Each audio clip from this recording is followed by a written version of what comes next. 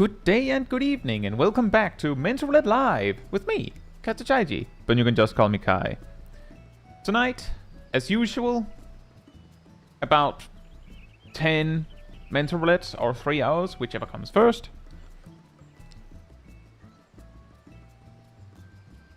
And yeah, as we do, I was thinking of playing Black Mage again. Because obviously I like Black Mage.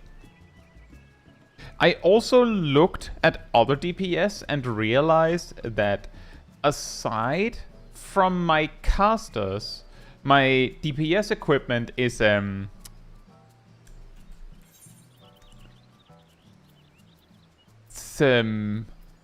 is a difference. Like a raid tier's worth of a difference. It's also the case on some of my on my healers. But, yeah. So I was thinking that I might have to revisit that later. But I was thinking of playing Black Mage. And I think I will do that. Because I want to see what the difference is now from a DPS POV. I'm wondering if we're going to get a lot... Let me put it like this. I'm going to start as Black Mage. Imagine if all of the mental roulettes now are low-level leveling roulettes because of the relics. If that's the case, I will probably switch over to Pictomancer among the casters.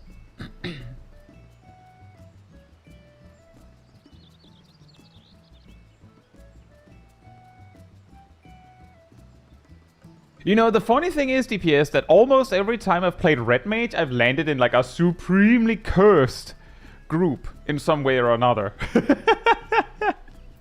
Now, that said, thank you so much for celebrating 16 months as part of the Cult of the Pink Agent, Monica. That's crazy. And... hey Telema, hey Kai, hey Robert. No, wait. Hey Bubomet, hey Mizunashi, hey... well, hey Agent Monica, hey DPS, hey Saras, hey Sork, hey Aradel, hey Lana, hey Naomi, hey Sally, hey Shorokai, hey Kat, hey Tremere, hey Tubby, hey Tessie, hey Dan, hey Vince, hey Endo Sackboy, hey Light God, hey Regal Star, hey Kiwi, and hey Hoboson, and hey Flems. Hope we're all doing very well. But yeah, the game plan then will probably be Black Mage, but if we're getting a ton of low-level stuff, I'll probably switch over to Pictomancer. Why? Because among the mages, as far as I can tell, Pictomancer is very strong in low-level content. Mega meh, but very strong. So, and Black Mage is in its own way, if it's super low-level stuff, is also very meh. So, you know. I'll say so, man. Hope you're doing well. Right. Oh, me cleaning up after my wondrous tales. I will queue when it says 1500.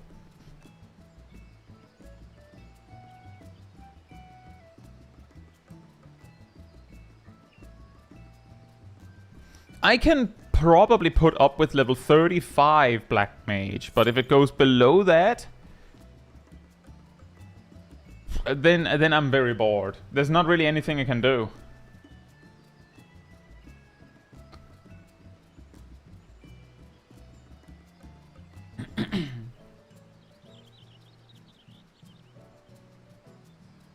At level 35, genuinely, at level 35, there's shenanigans that you can do. And then as you go up, it only gets more and more silly. And then, like, it peaks probably at like level 59, and then it becomes a little simpler, but there's still shenanigans to be had.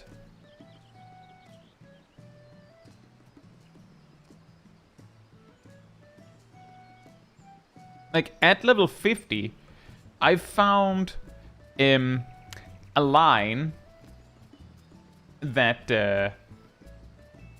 that is like, you know, the basic rotation of just going to Fire 1 spam with Fire Stars and blah blah blah, and then Blizzard 3 and Blizzard 1. Like that basic thing. There is a line that does like, at like In the worst case, which is if you're super lucky and get a lot of fire starters, it's like 13, only 13% better than the normal way of playing Black Mage. Quote unquote normal way. On single target, by the way. A CT veteran and Red Master. Hope you're doing well.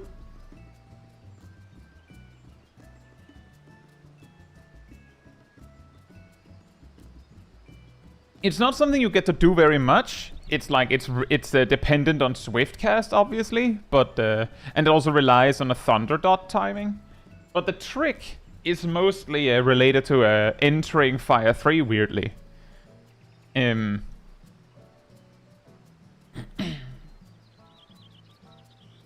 it indeed, as Flem says, is Black Mage peak shenanigans job. I would say so. Most other jobs, it's like relatively small gains from some random obscure trick. And then, if there is like a super fancy trick, it's usually not that big of a gain. Meanwhile, Black Mage with its I think it's at over 25% more DPS on AoE by doing Transpose Flare compared to including Blizzard 2. Like, legitimately, once you have Flare, basically anything you can think up that involves Blizzard 2, if you just replace Blizzard 2 with using Transpose, just flat using Transpose, and then just moving on with your day, you do 10% more DPS. Just like that. Which is why the only time where Blizzard 2 is really useful is like super niche stuff where you're trying to fix something, or if you're trying to switch to single target and you're doing that as the mobs die or something like that.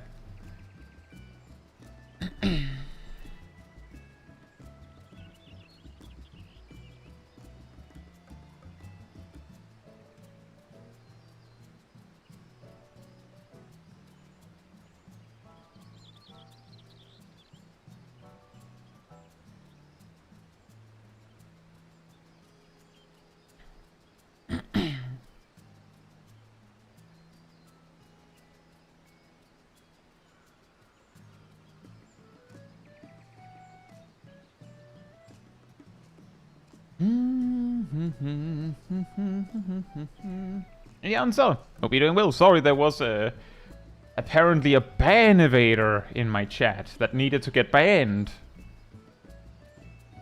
This queue's taking a bit. Yeah.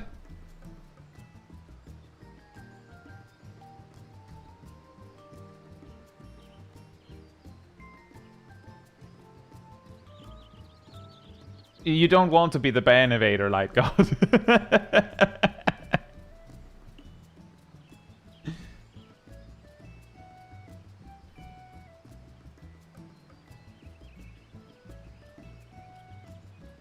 No, Aerodol, you didn't miss it. It says to me that it is not published to chat.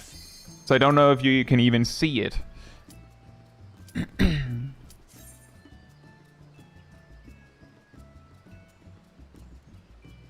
And yeah, I have seen it, Tremere. I sort of expected something like that.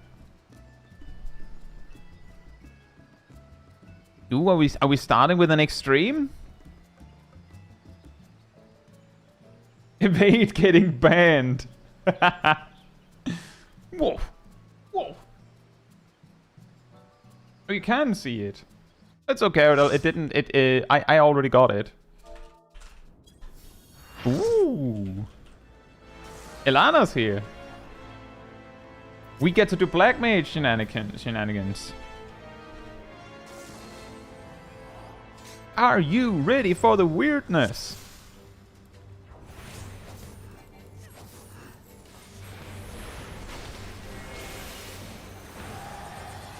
Yeah. Yeah. Yeah. Yeah. Oh no! My ley lines! Oh, you gotta be like that. I didn't meme on your ley lines, Exdeath. I didn't deserve that.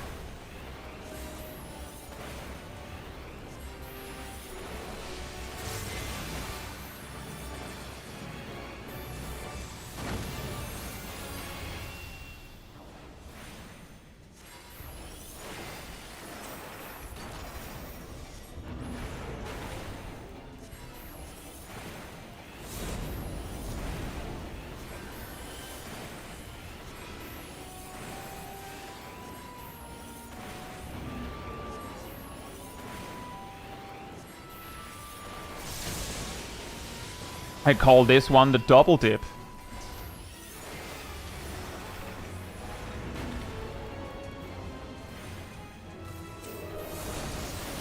Oh, right. Imagine moving.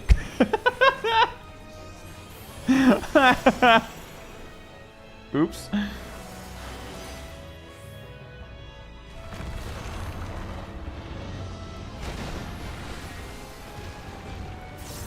Bruh.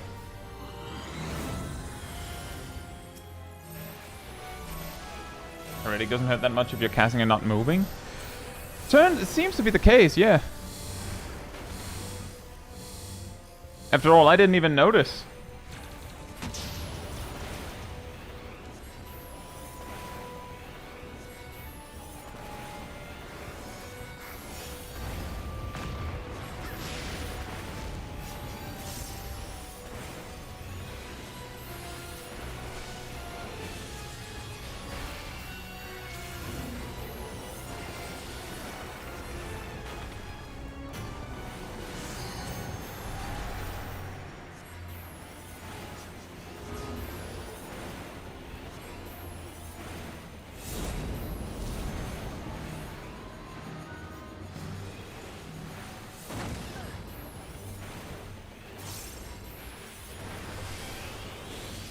Reload!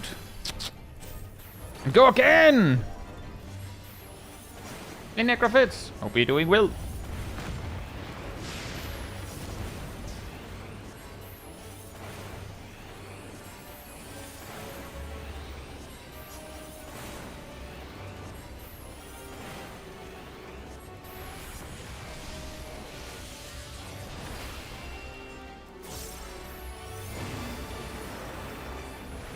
Black hole! Realm.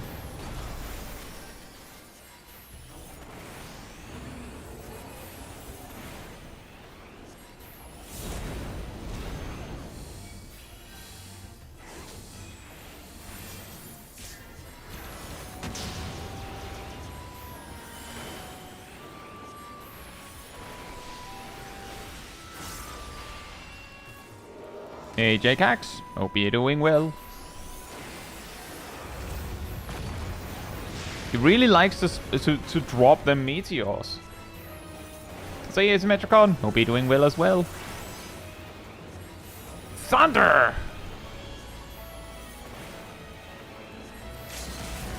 Who needs a tank swap anyway?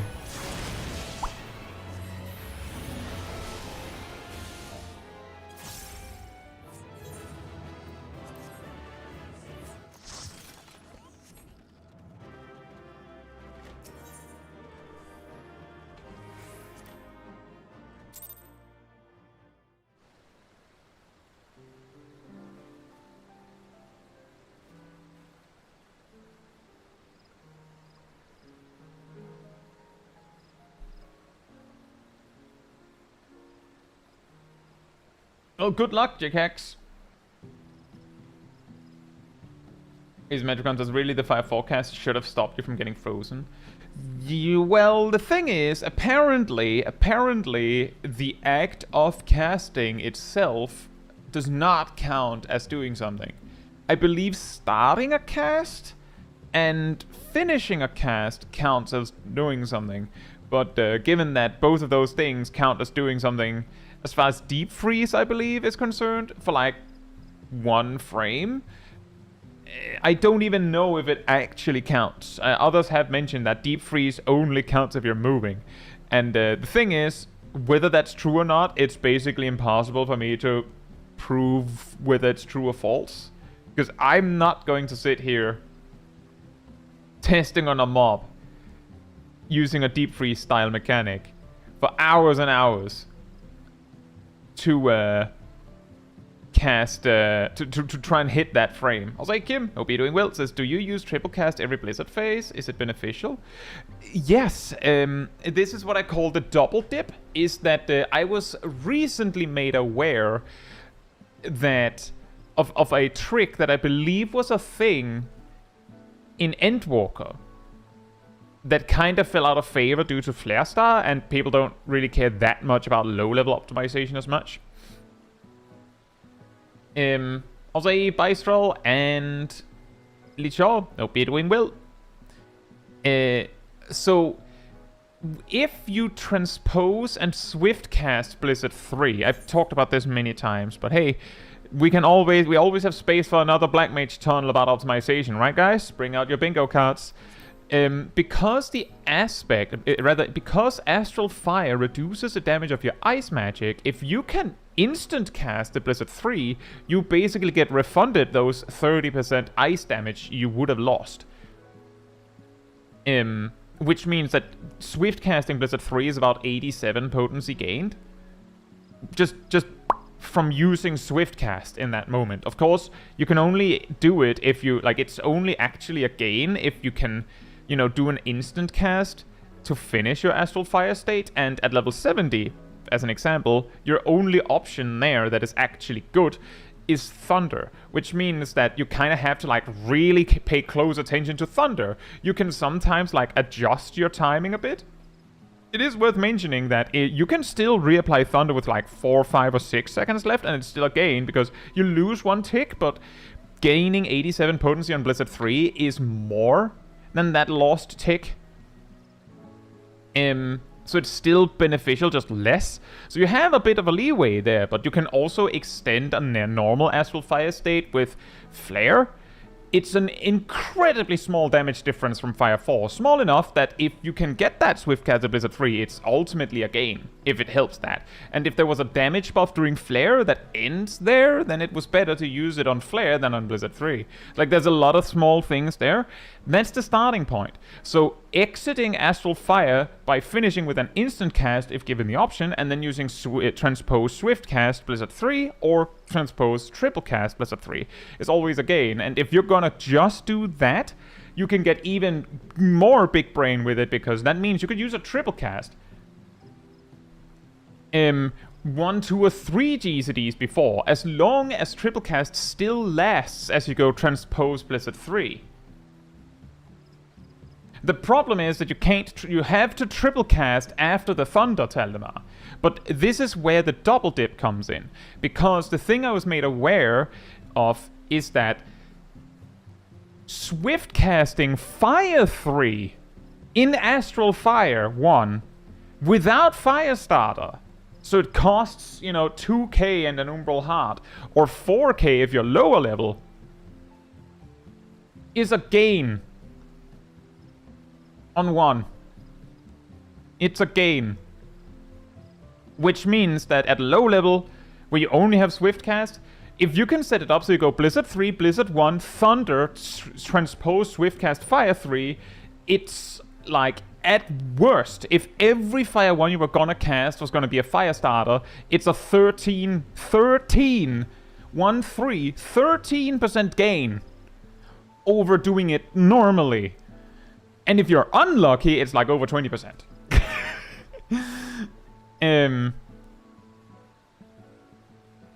And the double dip, something that is worth mentioning is that once you get Fire 4, and especially when you get Despair, these gains become much smaller. We're talking like 1, 2, 3% gains.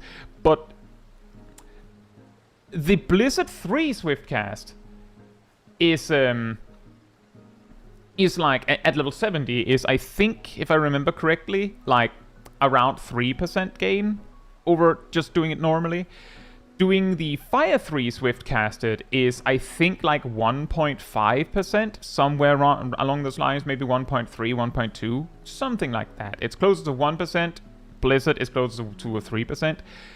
The double dip is when you basically, you finish your Astral Fire state with Thunder, transpose triple cast, so you get the instant cast at Blizzard 3 and instant cast at Blizzard 4, we don't care about that, and then you just transpose again and instant cast at Fire 3 too, which means you get both for the price of one, which is closer to a 4 or 5% DPS gain for that moment, right? And the reason why I translated to percentage DPS gains is because with Blizzard 3, it's an obvious 87 potency.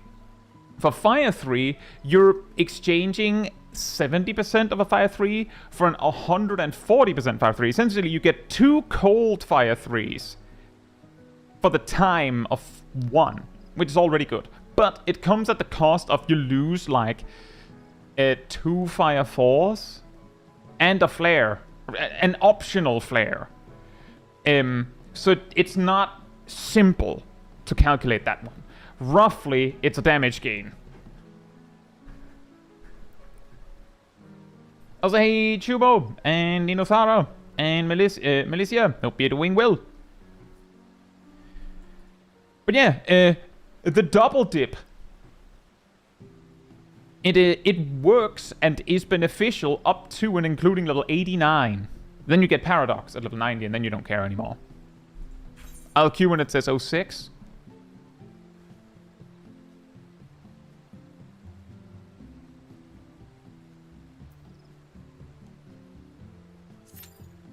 Oh boy. We're gonna give that one 5 minutes at most. If it doesn't work out to that, then I'll probably play a different role.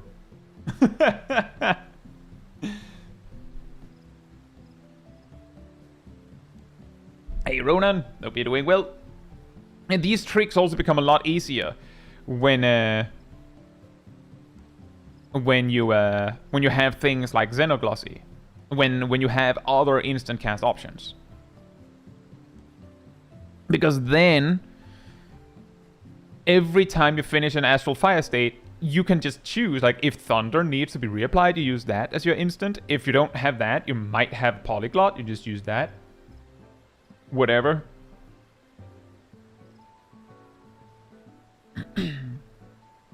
Level 100 opener without a pull time as triple cast into cold 5-3 and ley lines 5-4? No. I would say, if it was me without a pull timer, I would just hard cast the Fire 3. I don't care, I'm just gonna Fire 3 anyway. Then Thunder, so fire, like the straight Fire 3, Thunder, and then you can ley lines. And you can send the 5+7, which is someone didn't want this duty.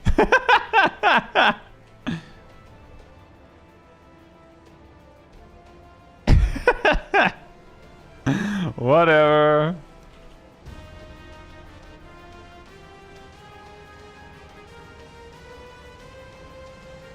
Yeah, that is my recommendation, answer is look, like, just check the 5+7 opener on the balance. You can do that. I do something a little different than that because I'm weird. But no, you don't triple cast the cold Fire 3. You have Thunder, so you can use that to do your ley lines.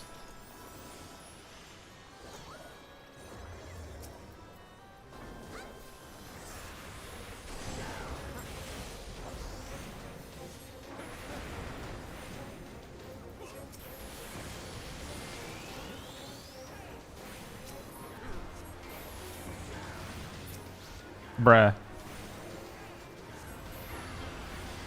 Hey Jeff, hope you're doing well. And hey Kiev, hope you're doing well as well. Why do people leave Crystal Tower? For a lot of people, they leave because they think it's boring.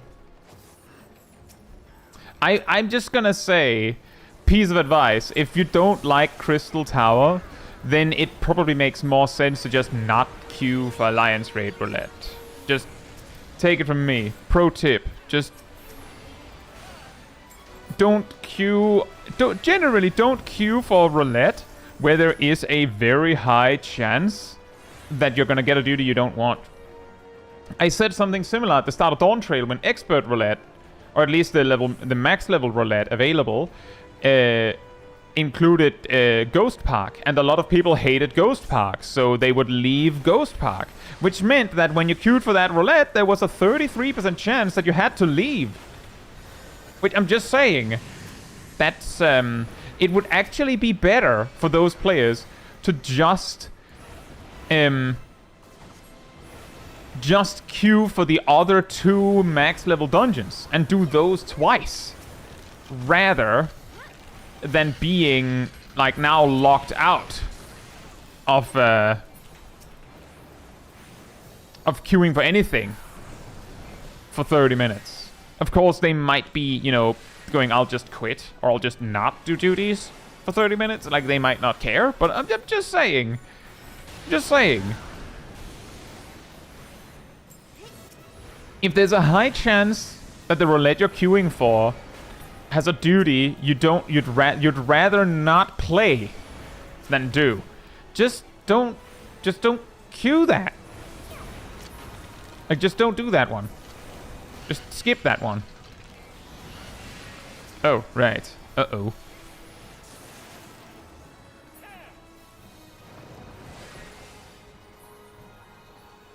I should have been ready with a flare. Oh well, it worked out in the end. I'm an idiot. I forgot that it was an Umbral Ice. Oh well. If I don't run out of MP, then it was totally not a mistake. Nailed it. I totally planned to do that, guys, so that I could get a 100% power fire 3 instead of a 70% one. Yep. Yep, that's totally what I did. Hmm?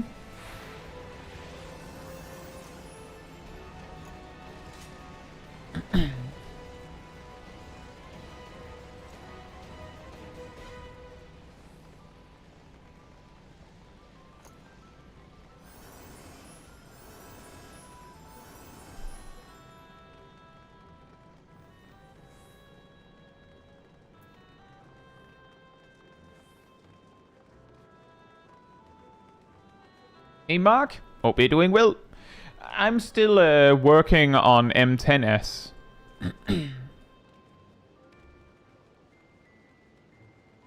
Yeah, it looked like the chat also suddenly caught up for me. Weird.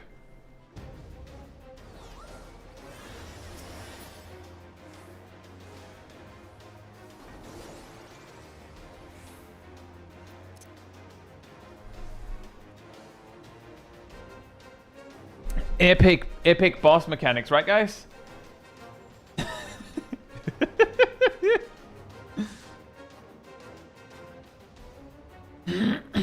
What if every roulette has a high chance of duties I don't like? Then maybe take a break.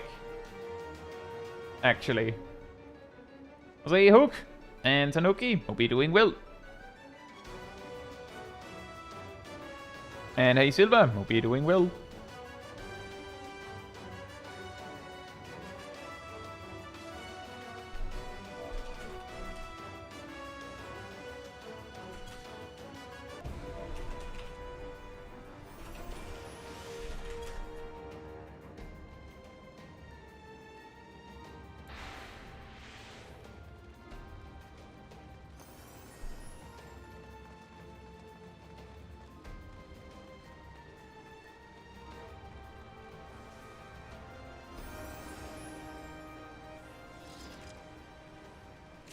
Hey Switch, hope you're doing well.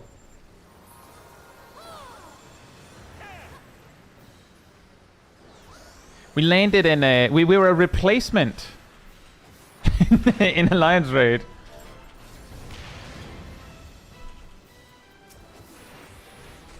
Oh, I have a fire starter. I didn't even remember that. Oh.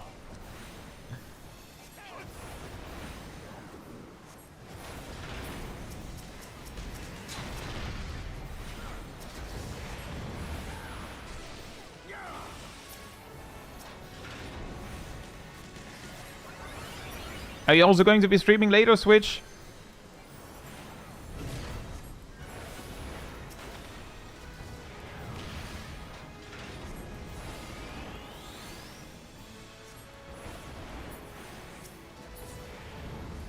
That was a very unnecessary mana font.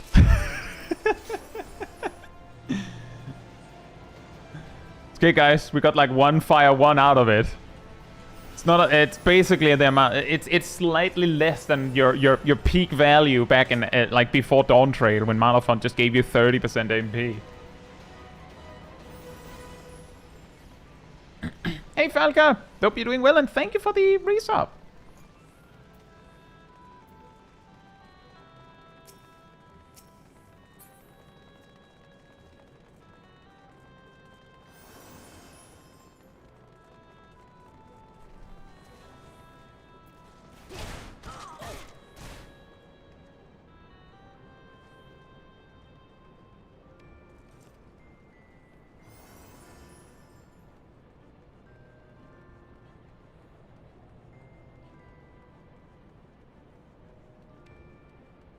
Yeah, Hook, my buffs are in the default location.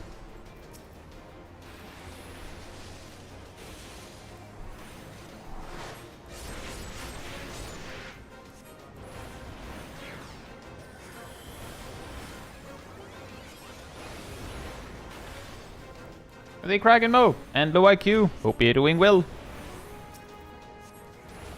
Chat is lagging. Oh, that's annoying. It looks the same for me, so we're in this together, guys. It looks really weird.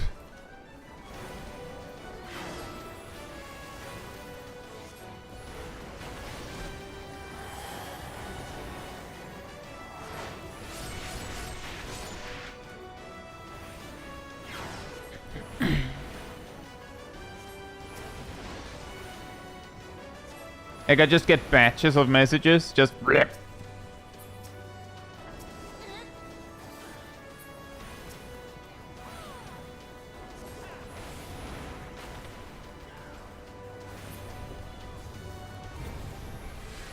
Consider the following, Taldemar. If I recall correctly, in actual AR, I believe Mana Font had a 3-minute cooldown, first of all. If not more than that. And it cost HP to use. And it only gave you 30% of your MP. Then they removed the HP cost. Then they reduced the cooldown. And then with Dawntrail, they made it give... Like, they just decided, like, maybe like a small change. Let's change it from 30% of your MP to 100%. And you get your Umbral Hearts back, and you get your Paradox Marker back, and like, just give you everything. We just reset you to the perfect setup. Yep, sure, why not? And Mana Font is still like, shrug, it's alright.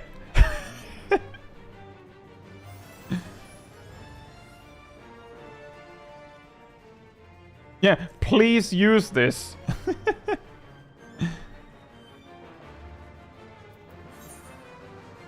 Oh.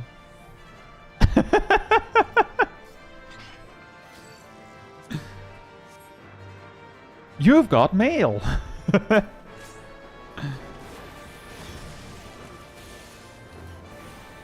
And you and you get a free cookie. That's true, Dan. And you also get like it goes out and does your laundry. Gives your dog a pat on the head. If you don't have a dog, you do now. Hey, Azure Light. Hope you're doing well.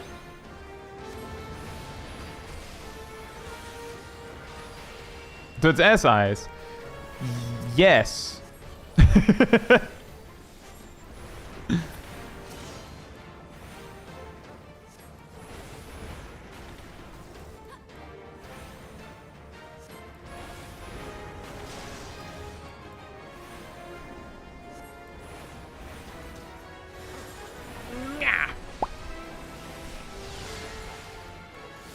That'll be perfect for the apology videos.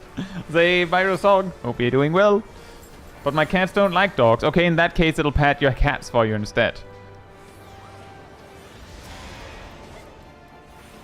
I did it again.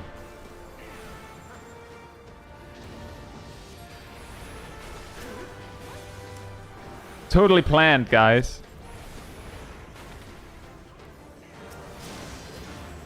The worst part is there I just got memed on by spell queuing. Ah!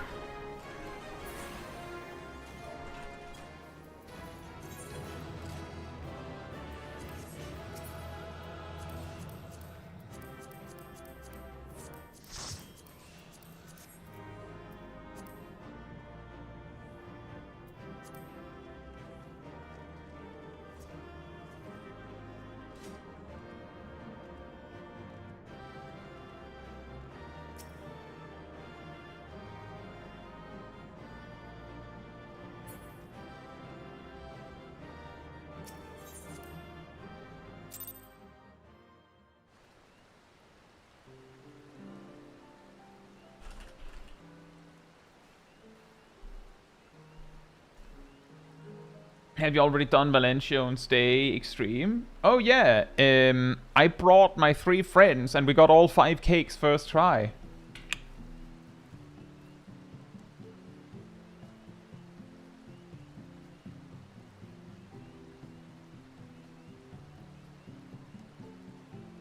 Right, I will queue when it says 25. Hey Dvalin, hope you're doing well. What's the best way to farm Poetics?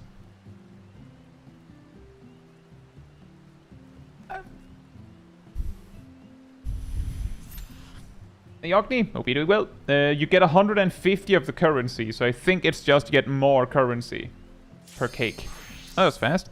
Fastest way to farm Poetics. I think it's complicated, but I think a way is if you can get on a hunt train for like older hunts where they give Poetics. That can be pretty fast, but it's like timely. It's like scheduled. A little awkward.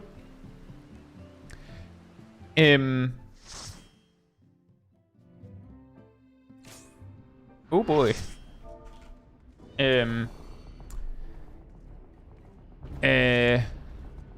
Another way is to, you know, do the daily roulettes that give Poetics. That gives a decent amount. That's generally how I do it. Another way, which is really cursed. So, hey, it's Sarah. Hope you're doing well. Was it you that was the tank? Yeah, the Gigabrain one that I learned from a friend a while back. Is, as Flem said, if you can get trials or normal raids with first-timers, like something like, I don't know, Shiva, hard, something like that, you get like, I think like 80 Poetics and it takes like 3 minutes. But the problem is that it's oh, Ilana's here. It's inconsistent. You need to, you know, catch first-timers, which is, you know, out of your control.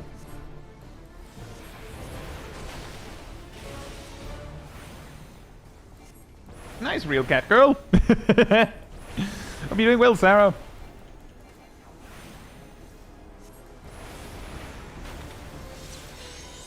If you can catch people that have a bunch of things that they have the first time, that can also be a way just unsync it with them real quick. But again, it relies.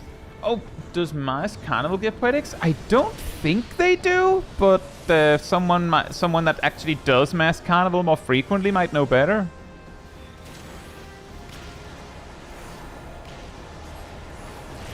Uh-oh. Yeah.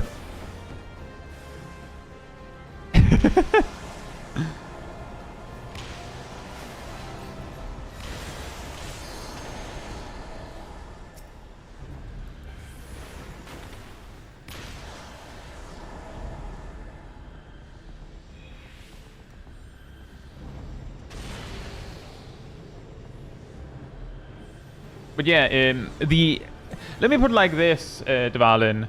The trick with just catching first-timers is lucrative enough that if you queue for like a trial or normal raid, that gives some Poetics anyway, so you're always progressing at least a bit, then you're pretty well off. Like, that's not the worst you could do.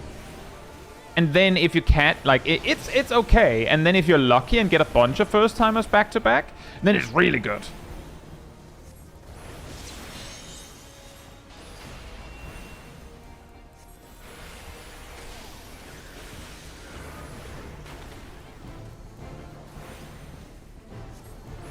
What is it you need the Poetics for?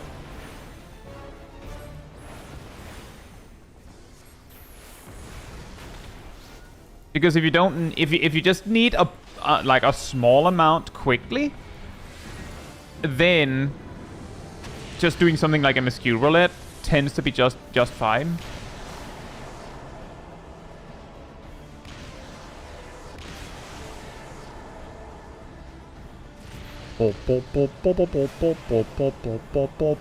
Whoa.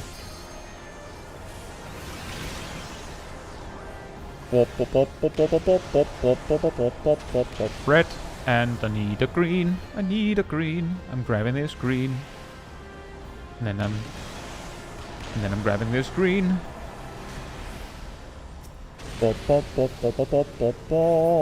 Oh. Just Black Mage things. Ooh, an enemy! Ah! Oh. Ooh, an enemy! Ah! Oh. The way... They look green to me, Regal Star. They might be like more turquoise, but like blackish, black with like green lines. You get any rows? I got 1 row. And I had like the last 2 stickers were wrong, otherwise I could have had 3, technically.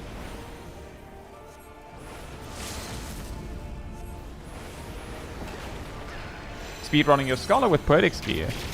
Yeah, in that case, my observation from a friend might make sense, because the reason the friend was doing he was just spamming Shiva, specifically Shiva. Uh-oh, we're going in with no limit break. Specifically Shiva. Because he was grinding Poetics gear on an alt. Hey, no dot for me. No dot for me. Say Solar Eclipse. Hope you're doing well.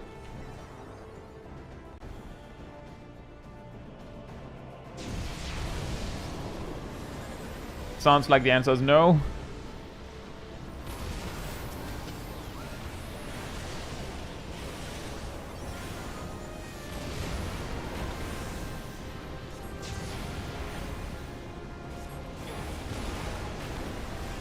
The big problem is that this is beatable, but you need the tanks on point, because taking the meteors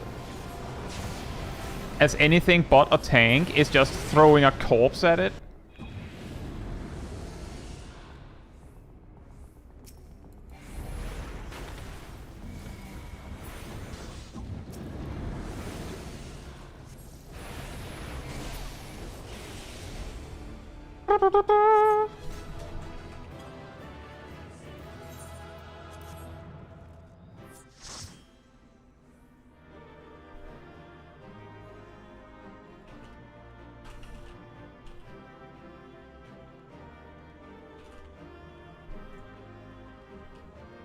Zaynox, hope you're doing well. Got lost in the sauce. There's so much sauce. Just smash cut to like Nox POV, just in like a canoe, just in sauce. Just, oh man, I always like I'm looking for the PC so that I can watch the Kai stream, but then I got lost in the sauce, and it's so far over to the PC.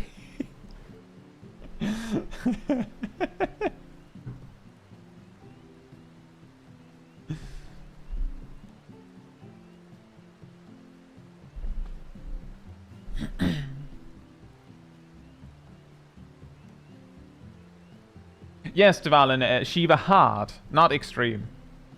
You don't have to do Shiva hard. Like, my recommendation is just go here and then just like look at these hard ones and just like evaluate with yourself. Just grab 5 that you're like, it's probably pretty likely that it'll be first timers. And if you get one of them and there's a first timer, great. If there's not, maybe reevaluate whether you should keep that one on your list. And just grab 5 duties, because you have up to 5, that you think will be likely to have first-timers. And then just try your best. Hope for the best, I guess. I will queue when it says 16.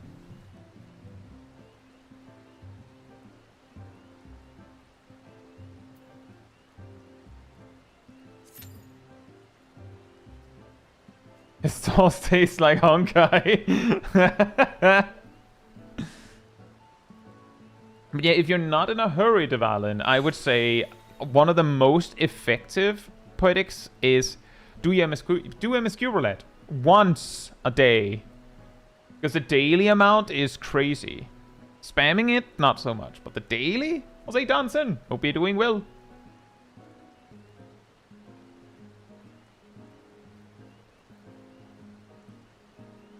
But it's of course kind of difficult if you're going for like you need something now.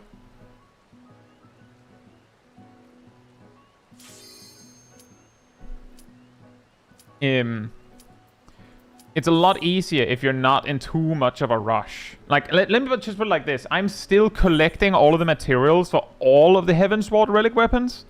I still need like 60,000 poetics. So I get like 500. I'm like, oh, nice. That's like nearly 1% of what I'm still missing. Hey, Stroimex. Hope you're doing well. Yeah, Black Mage Day. Possibly. It's the jury is still out on whether we will get a ton of low-level stuff, which would make a different job more fun.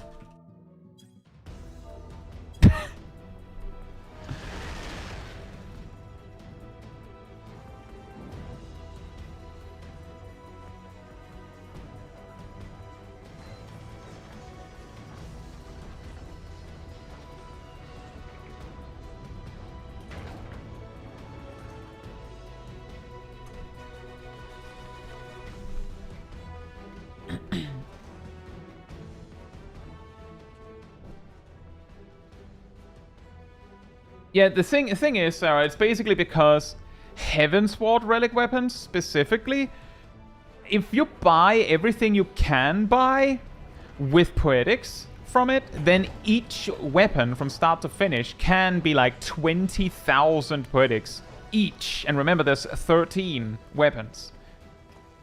So me saying I only need 60,000 is actually kind of reassuring, right? Only 3 whole jobs worth left. But I have basically all of the things I need for nearly all of the Realm Reborn weapons. I only need more treasure maps. But I've deliberately been slow on that because of the way that it works out with the daily.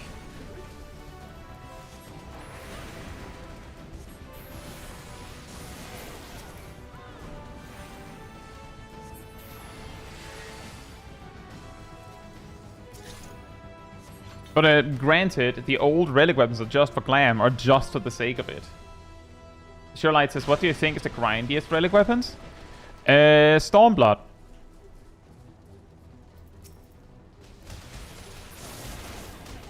You can finish an A Realm Reborn relic weapon. If you have already bought all the things you need, then you can finish an A Realm Reborn relic weapon in a day.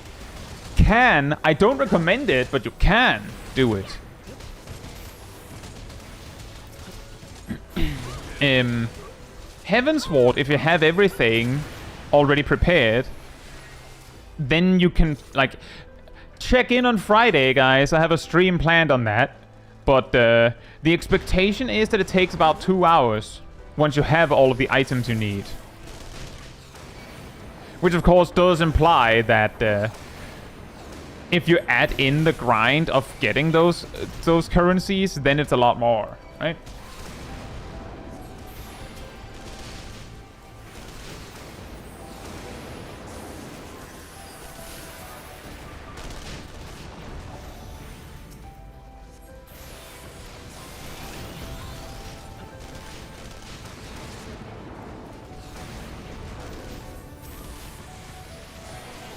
And yeah, basically, Stormblood relics have a lot of waiting, and a lot of grinding involved. And it's also the one series of relics that I don't have.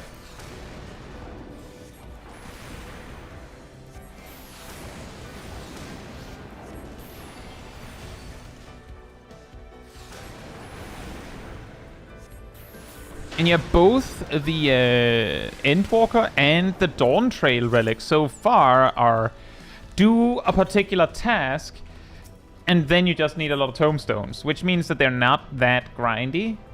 It's actually really, like, once you have one, it's actually very easy to get the rest.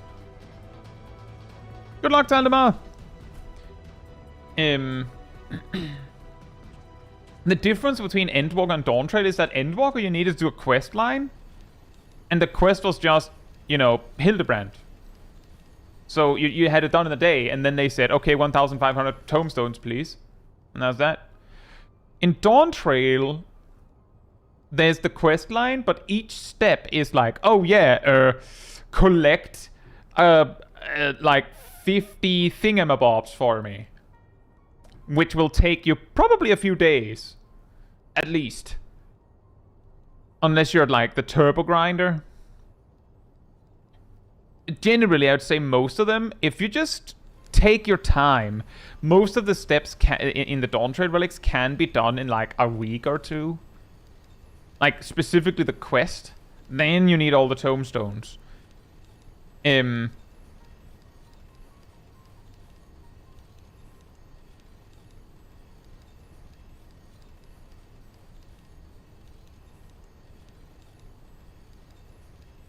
Oh, it's even worse, Nox. Just the book step took 7 hours.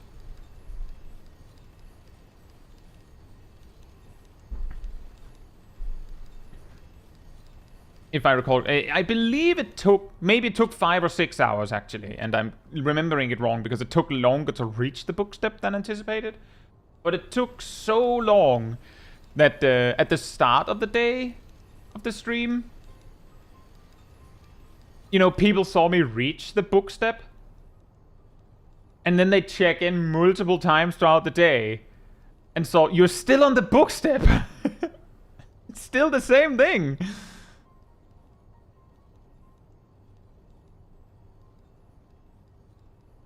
Destroy makes this question. If I see the animation of a skill go off as a buff, like No Mercy is running out midway, did I miss or get the damage buff?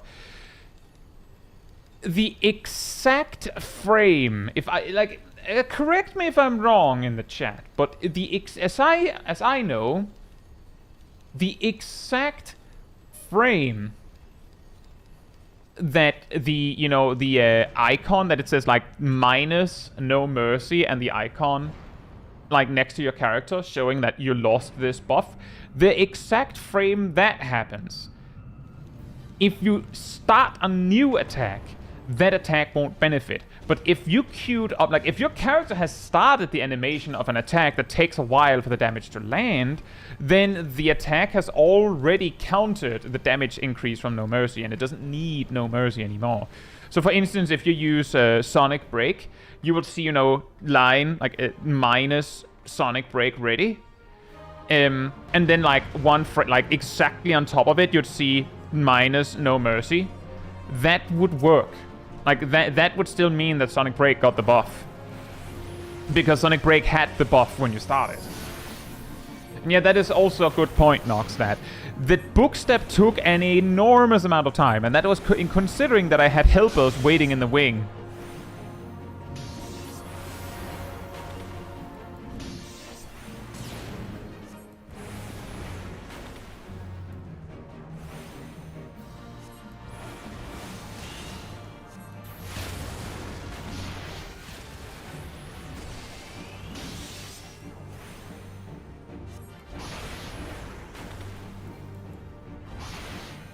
Now, I'll say it was a lot more fun to do the grind with helpers than doing it alone. Pew, pew.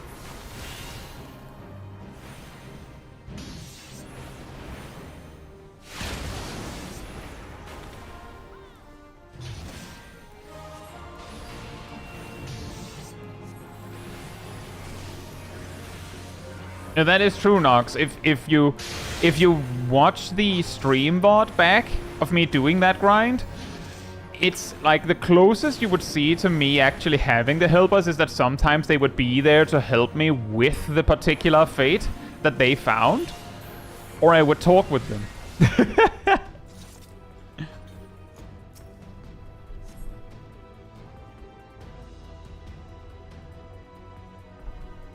Oh yeah, there's actually one more option for grinding Poetics.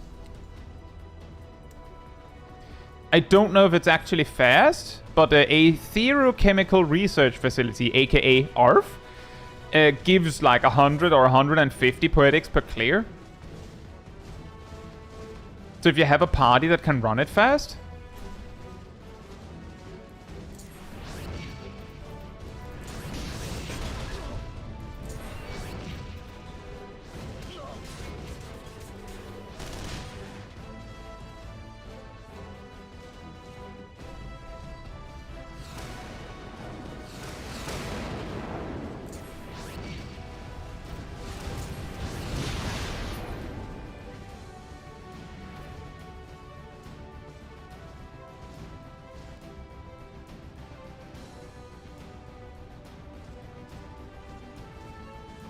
Strymix, did you have a Relic weapon before and then upgraded it to 775? Hey Fern and Mask, hope you're doing well. And hey Chin, hope you're doing well as well.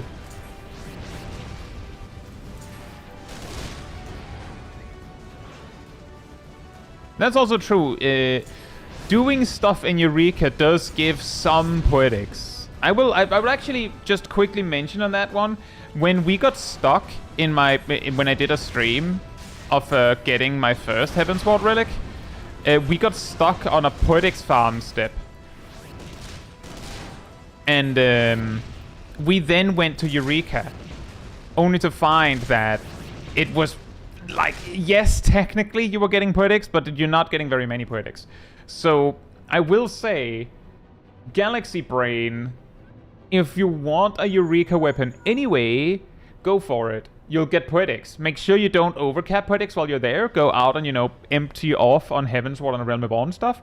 But if you just want Poetics, you don't care for Eureka or the weapons, then you may feel like it's a little slow.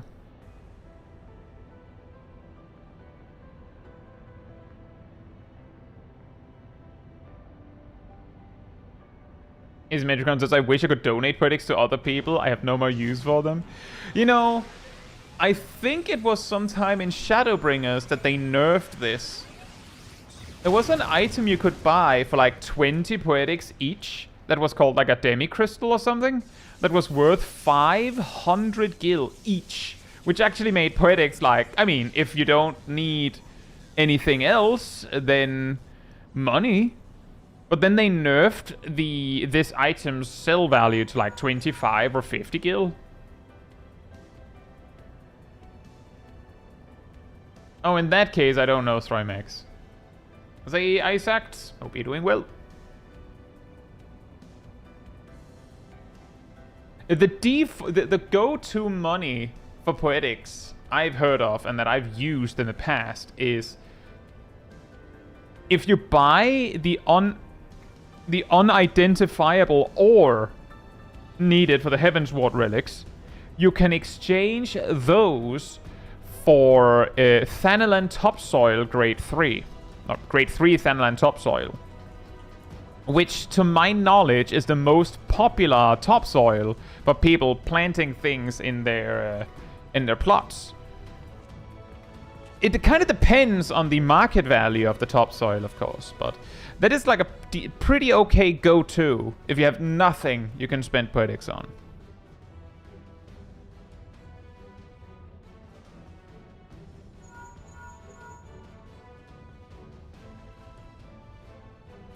It is something like that, Regal Star. I believe the way that it works is that they scale the fate partly based on how many participated in the duty last time. And also how quickly it succeeded, I think. If it succeeded.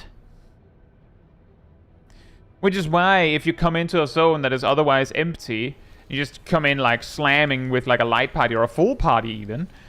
And no one has been there to do fates for a while. Each of the fates just fold like tinfoil. Just... And then when they respawn, suddenly they're harder. They return, Deadman. Hope you're doing well. Yeah, exactly, Deadman. I actually used to use the Ethana and topsoil myself because I was growing Thavnarian onions. They are actually decent value as far as I know. The problem is that I found it too tedious. So I just stopped.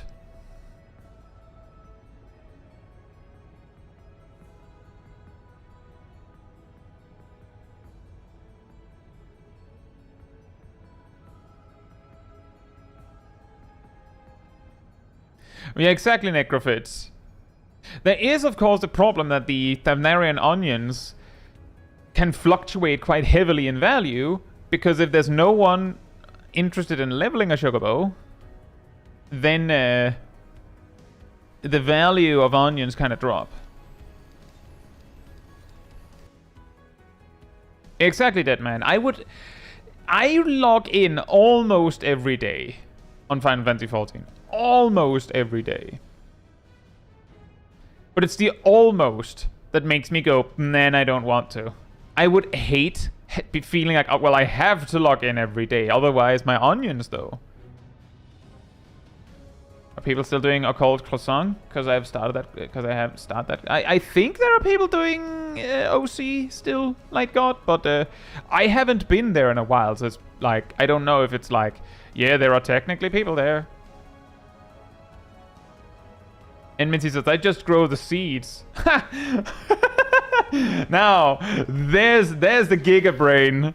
Nah, I'm not gonna grow the onion. Are you crazy?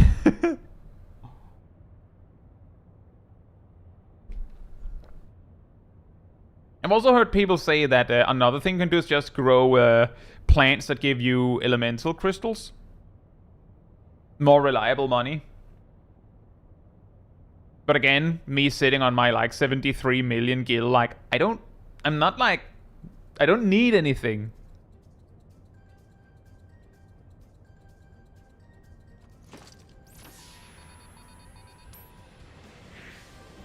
Hey Bronzo.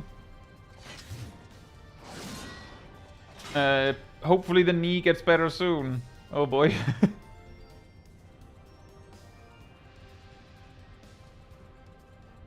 How do you even get gil in this game? There's a lot of ways. I'm not joking. Just doing daily roulettes as the adventurer in need actually gives a decent amount. It's not crazy, but it gives a decent amount. There are many ways to make money. Most of the gil I have is primarily from just selling the things that I no longer need. Hey, I'll say Lollipop Pizza. Hope you're doing well. And Andros. People are saying there's plenty of people in OZ. That's good. That's great.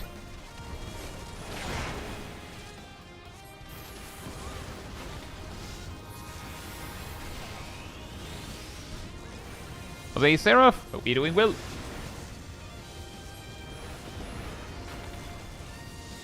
The wheel anymore? Oh. Well, I actually considered using the roulette wheel again, but then I noticed that like most of my melee DPS are undergeared. My range physicals are also kind of meh. So I felt like I would rather for a while yet just choose myself. Jose Glade and Stingero, hope you're doing well.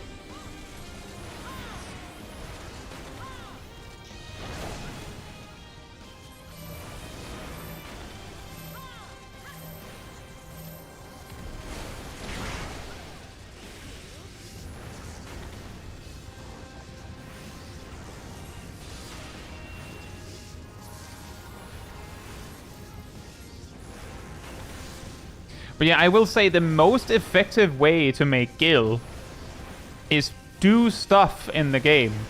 and then don't buy stuff. I know that's a really like, yeah, obviously. But a lot of the time, the players that have trouble getting money is because they're like, now I have 1 million gil. Ooh, there's a thing I want. Yoink. Boom. Now you don't have 1 million gil anymore. And then back to square one. Like a large majority of the money that I have is from not buying things. And that's considering that sometimes I will just shell out like 800k on something that I didn't really need. But by just doing it less frequently, it doesn't matter. I'll say me still. Hope you're doing well. The trick there, Mistel, is if you need something for crafting, make twice as many and sell the other half.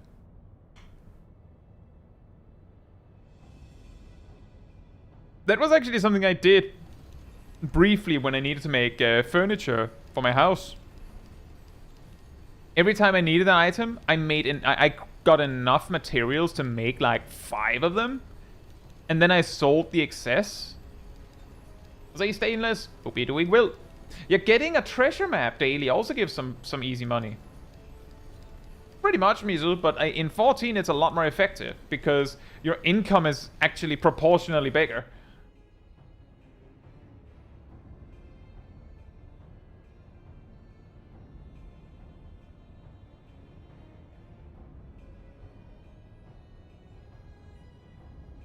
Vince says even me sitting nearly like 8 million lately so far. I mostly accumulate from roulette and making smart teleports to reduce guild costs. That's also a way to do it. Me personally, I am at an income and guild amount where I stopped. Like I used to collect Aetheryte tickets. Then one day I just stopped. I didn't realize at the time that there was a teleport option where you could specify at what costs it should ask or use your Aetheryte tickets. So I just thought, you know what? I'll save that mouse click and that one inventory slot. And I don't need that extra kill, so I just don't.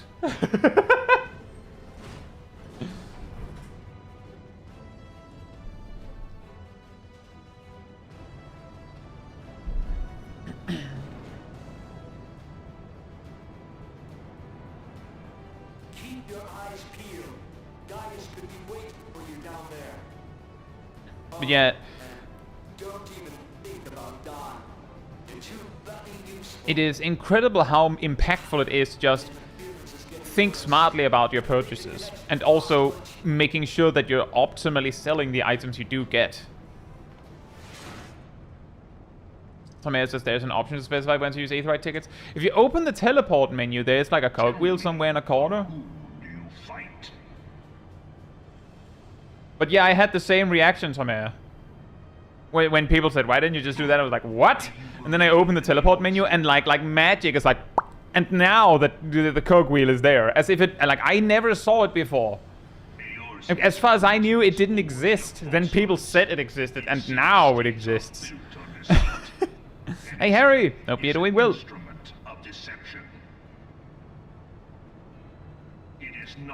That's crazy, Sarah. 2 yens and 24 maps?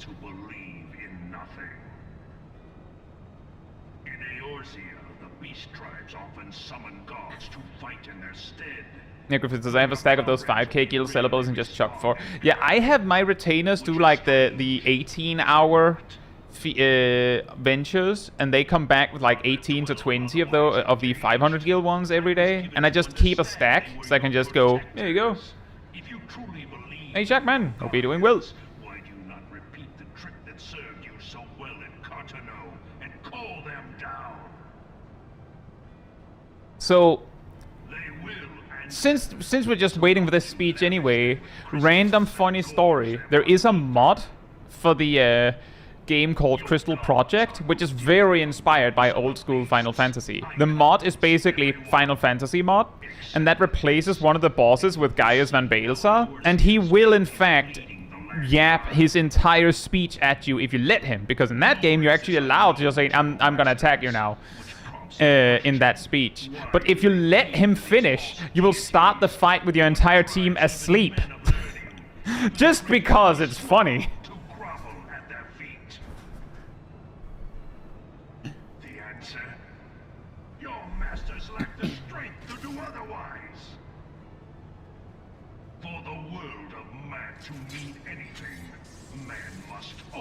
Anyway, play Crystal Project, not sponsored. To this end, he has fought ever to raise himself through conflict, to grow rich through conquest. And when the dust Stainless has got a Yan in my first new map with Mina and a friend, but Mina, being the financial black hole she is, used it. I'll say, Stainless, when I pick up a really expensive item in this game that is like one use, like that, I'll use it. Because I recognize that if I was ever offered if I was ever offered to buy the thing, I would just go, well, I don't need it, so I will not buy it, but I also don't need the money. So I will just, if I get a valuable item, I will use it because that's the only way I will get it. I was like, Fish, hope you're doing well. Crystal Project devs sponsor this, man. I believe Crystal Project is actually a one-man project, aside from, like, you know, paid for art and music and stuff. But I do believe Crystal Project is actually, like, an indie solo project. But hey, if you do want to sponsor me...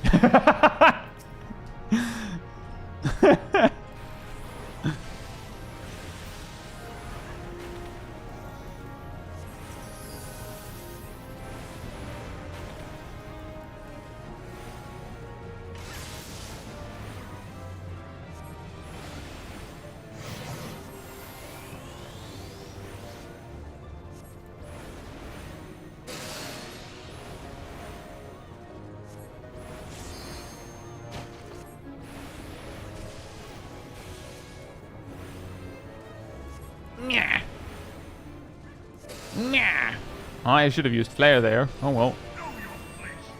Hey, Maybara. Hope you're doing well.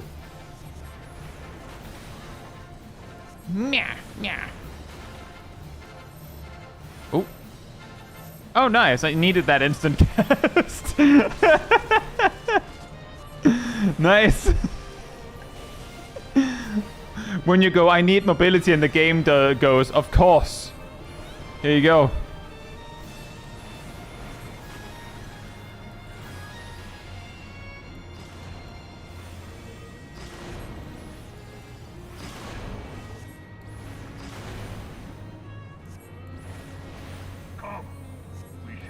Come!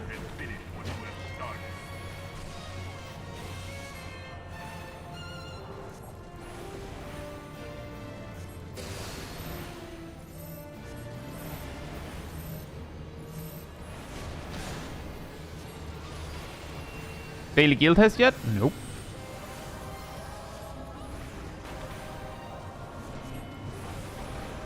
A 30 million guild hairstyle.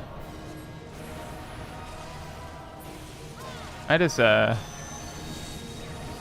lot.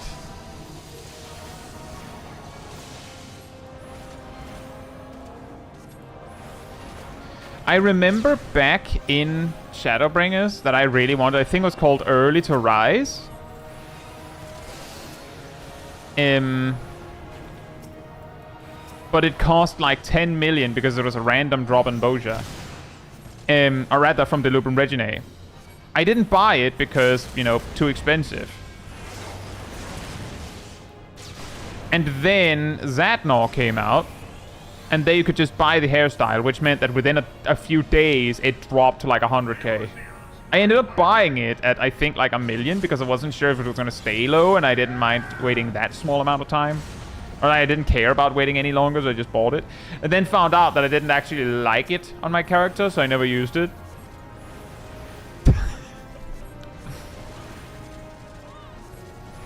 I've never changed the hairstyle on my character because any other hairstyle looks weird.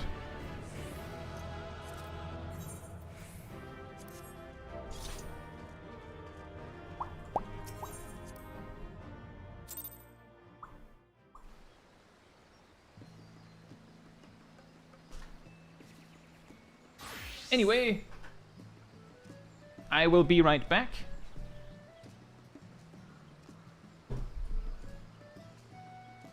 In the meantime, manatee restored.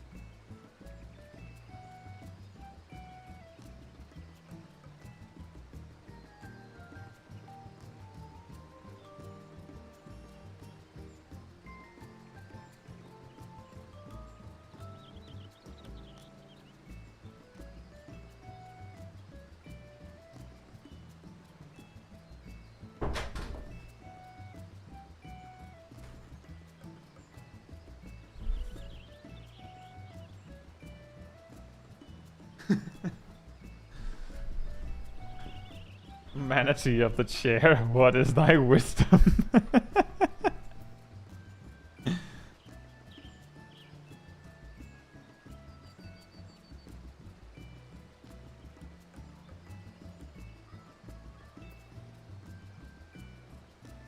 A 44 million hairstyle. Is that a new one? Has to be a new one. Or is it from Chaotic, maybe?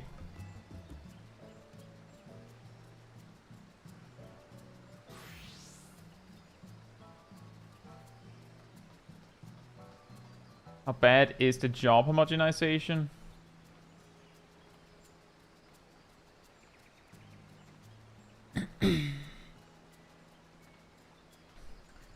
Let's just say, Dvalin, that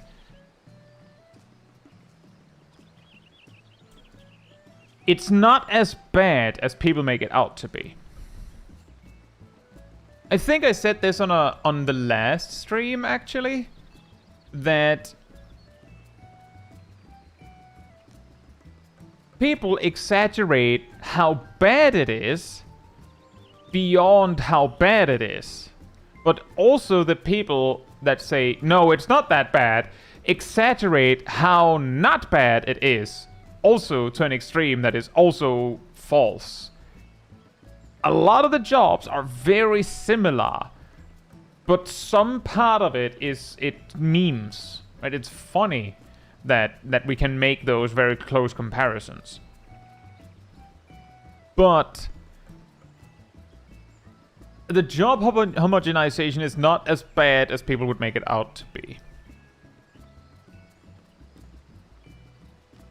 To take an example, it could be argued that Gunbreaker and Paladin are almost exactly the same job in a lot of ways, because their rotation is so similar, especially their burst. But there are nuances that make them different enough that, for instance, if you ask me, I would much rather play Paladin than Gunbreaker for hard content. Sometimes I'll play Gunbreaker for other content, but for hard content I'd much rather play Paladin because I find it easier. But if they're the same job because of job homogenization, then how could that be?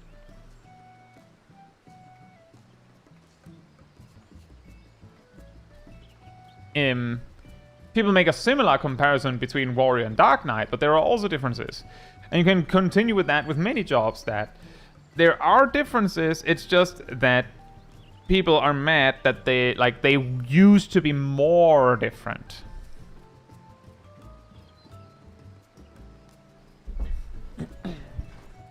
Which, fair, but sometimes the reason that they're less different now is just for other reasons.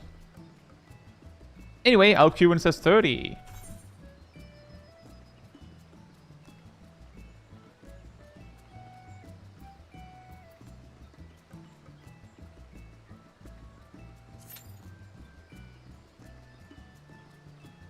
Sarah says, I'm going to pretend to be smarter than the manatee and say that it is only correct if you get to auto attack,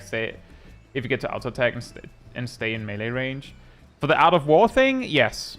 The difference between spamming Ruin 1 and out of war is only a gain on 1 if you're auto attacking. But technically the mobility offered by spamming out of war might mean that you're not interrupting any casts, which could in a different way give you more casts, or give you more damage. It also means you can more easily weave.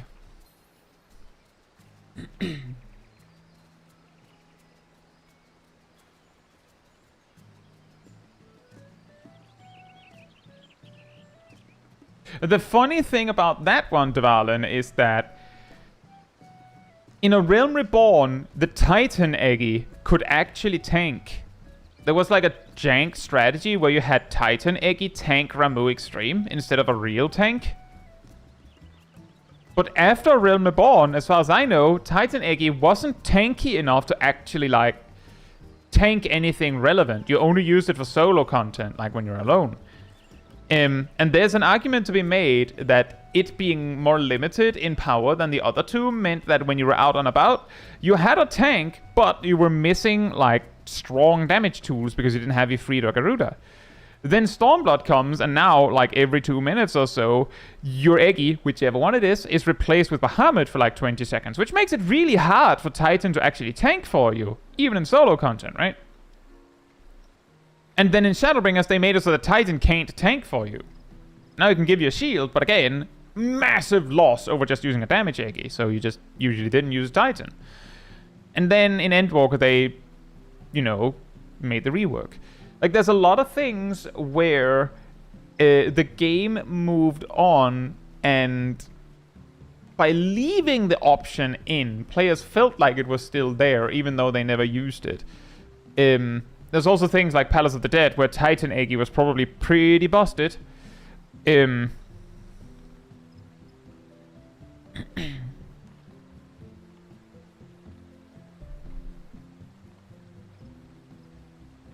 Sarah says, at this level range, out of war costs more mana, so keep an eye on that too.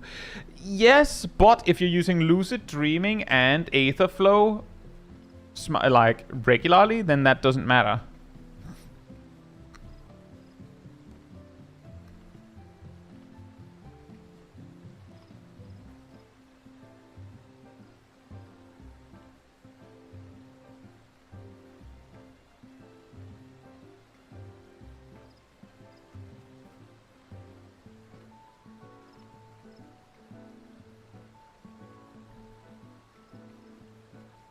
Out of war MP usage only really matters if you're trying to like minimize level no echo coils. I could imagine that if you're doing more normal content in the level range, then as long as you're using Aether Flow and Lucid Dreaming on cooldown, you shouldn't have any issues. The main reason you would have issues is that Out of War costs 400 MP per cast, which is, you know, the same as you're using at max level. And as it turns out, once you have Aether Flow, you have the same MP recovery capacity as a level 100 Scholar. And they are fine spamming Broil for an entire fight, which also costs 400. But it is worth mentioning that Scholar as it is, with no piety or anything, is like, I believe they have like they recover...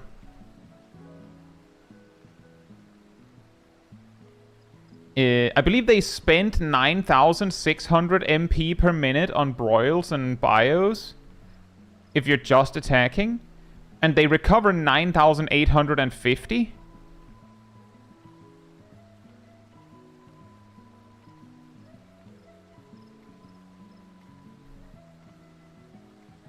Which means that if you're spending MP on anything else, then it quickly becomes a problem. If you have spell speed, it quickly becomes a problem. If you don't have piety, it quickly becomes a problem. Because you're barely going positive, right?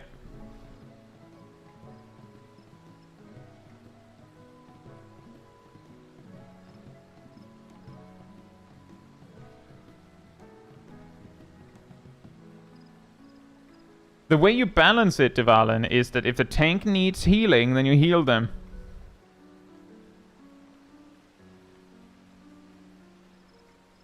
For the most part.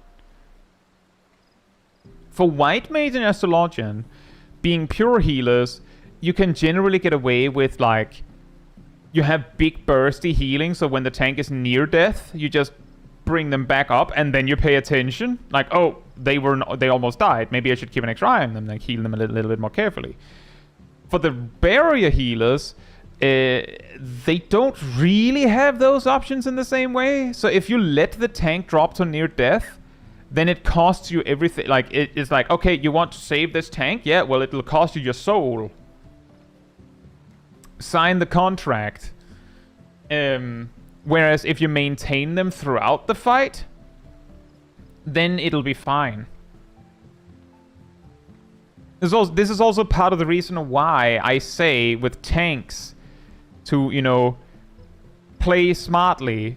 Consider the fact that letting yourself drop low, for instance, to get more value out of bloodwetting, looks the same for a healer that doesn't know you as a warrior that doesn't know what mitigation is. The only difference is that when you're near death, you click bloodwetting. The one that doesn't know doesn't, and they just die.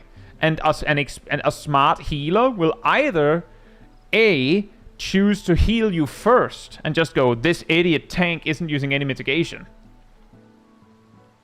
Or, alternatively, the more elitist healers will go, well, it's a warrior. They either use bloodwetting or die. Not my problem.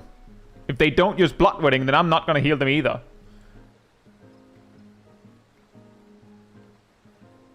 Hey, Shaq. Hope you're doing well.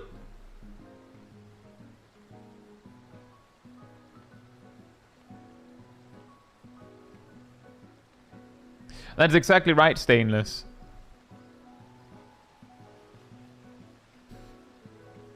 I would also say, Stainless, that unless, like, in higher level dungeons, Dark Knight is perfectly fine without using Living Dead frequently.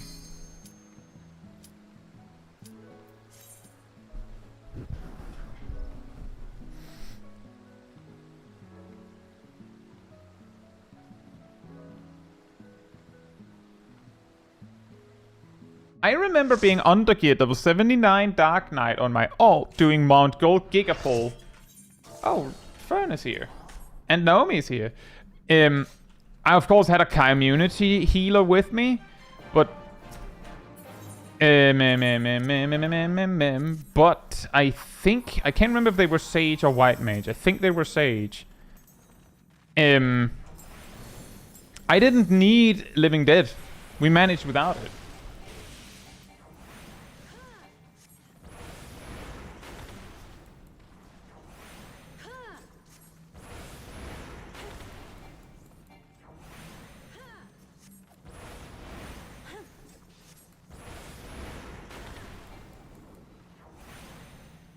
Greed rewarded.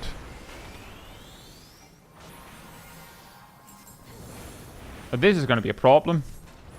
Never mind.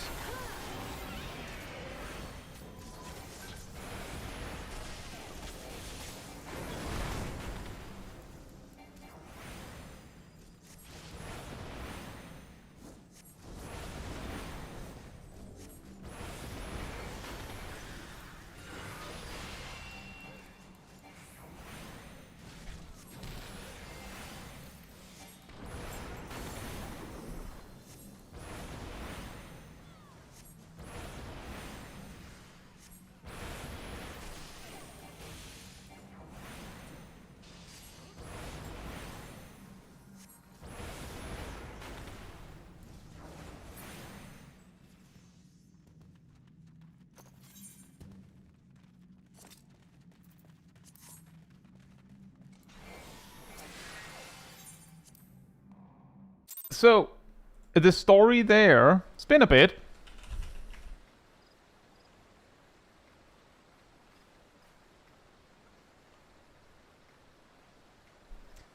It's been a while because I've been pretty diligent, I think, or because it's no longer a problem, but I don't want to figure out if it's a problem right now.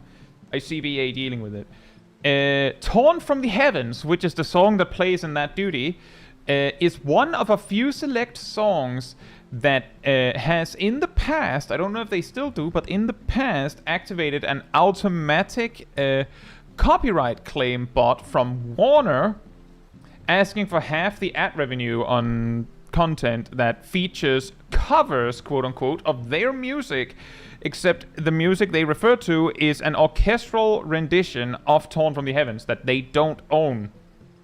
So I have to sit through the process of counterclaiming it because Squeenix has given me creative freedom to use that music as long as it's accompanied by gameplay, which it is. So whenever I land in a duty with Torn from the Heavens, I immediately turn it off. Just, nope. Hey Bachelor, hope you're doing well. Says, why does Dark Knight need Living Dead and Mount Gold? They don't, but like, any tank can sometimes use their invuln to make a big pull easier.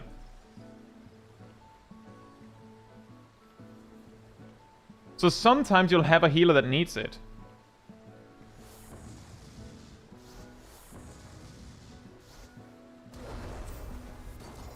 Ryan says, I guess you can say your ad revenue was torn from the... Yeah. See, the thing is, it's not like it makes such a big difference that I couldn't accept that.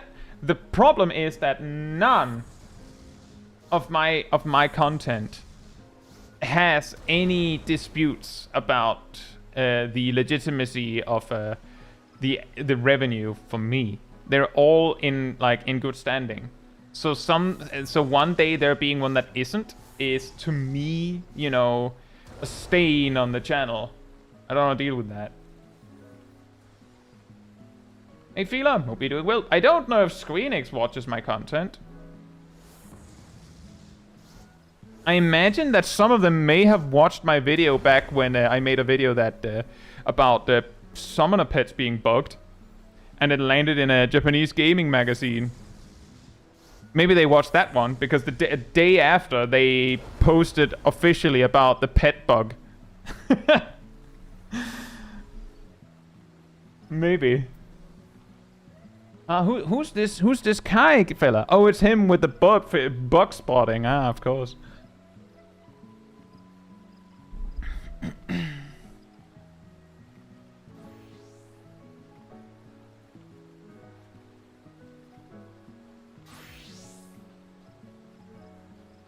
Thank you, Erdl.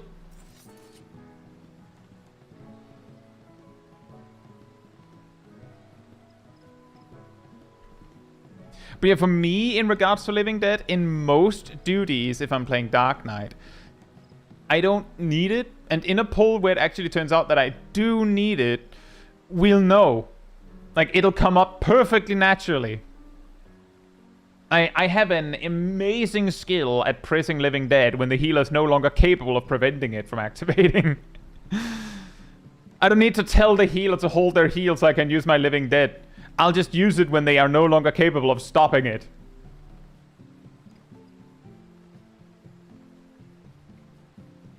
Hey Pixel, hope you're doing well. I will queue when it says 18.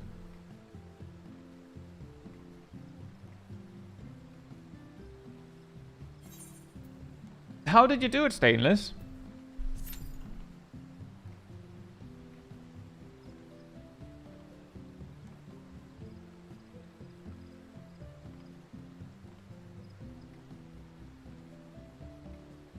Regal Star says, I had a funny anecdote when a Dark Knight threw a macro at me telling me that they're going to use Living Dead in Stone Vigil Normal. They probably were in for a surprise.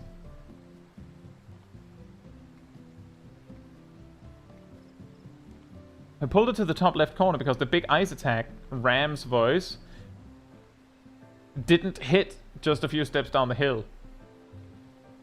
Actually, I don't know if it's Ram's voice. I believe it has both a raid-wide ice attack and also Ram's voice. Still funny.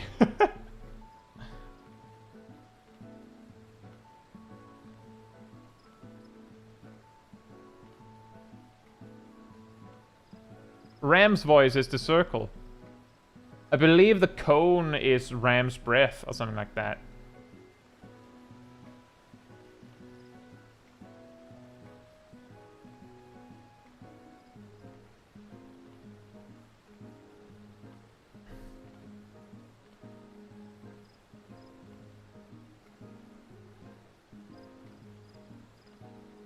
Let's just say elevation interactions is almost certainly the reason why most arenas nowadays are flat, flat, flat.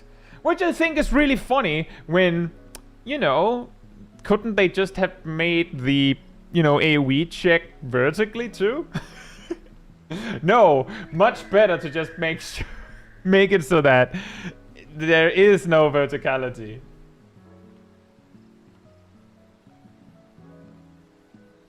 Hey Meladius, hope you're doing well. Says, does the DPS arm's length work differently to the tank one? Sometimes I can't process slows on trash packs as melee. No, it's the same. It's a roll action. It's exactly the same for everyone that has it. It's just if you're a melee or a ranged physical, sometimes enemies just won't be attacking you, so you can't use it. Like, at least not defensively. Oh, it's just the freed heart, guys.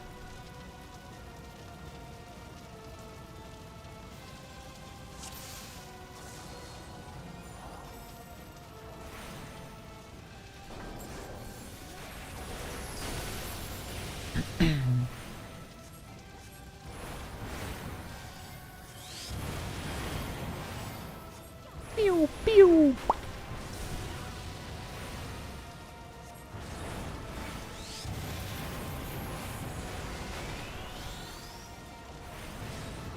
Hey, Russell Anthony. Hope you're doing well. I'm glad to hear that. Thank you so much. Pew, pew. Thunder!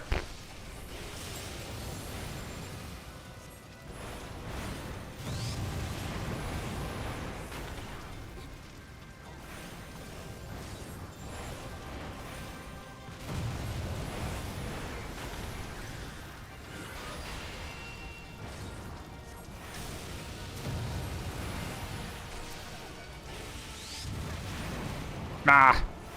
Why did I go further forward? That was stupid of me. Ow.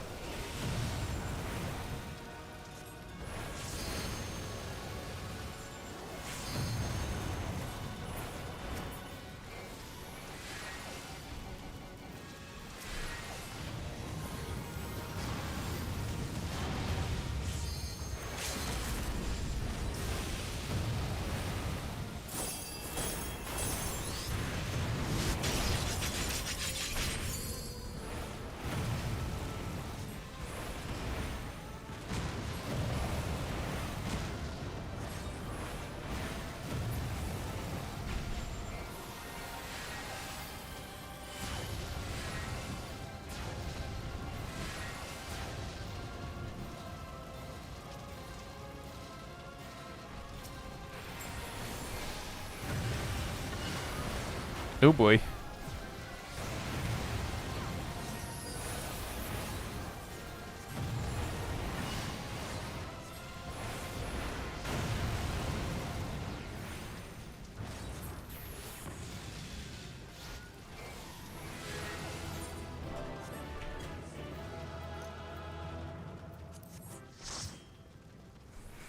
Hey Frosty, hope you're doing well. And thank you for the cheers. Thank you so much. I assume it's Faust, right? Hope you're doing well. Yay! Boop.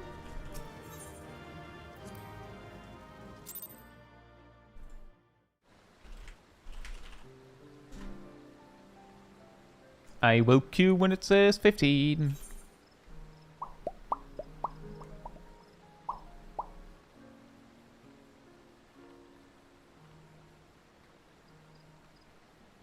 Do you think healers would be great getting a new DPS button or pass mechanic other than what they have now? Yes, I think that there's a lot they could do. I actually have a whole video dunking on the healing design of 14. Oh, thank you so much, Faust. Oh, Shaq's here. Hey. AK, hope you're doing well.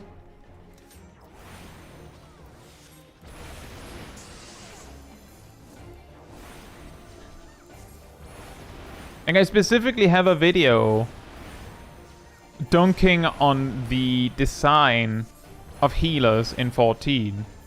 With the express reasoning being that you could do so much more. And they don't.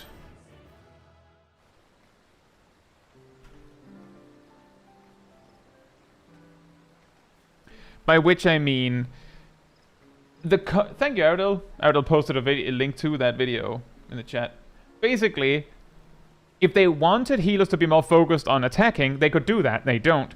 If they wanted healers to be more focused on healing, they could do that. They don't. And the middle ground that we have now feels not satisfying for a lot of players. And the middle ground we have now could also be better.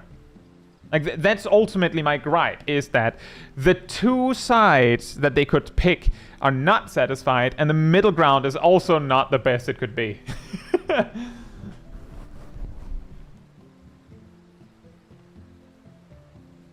That's like the long story short.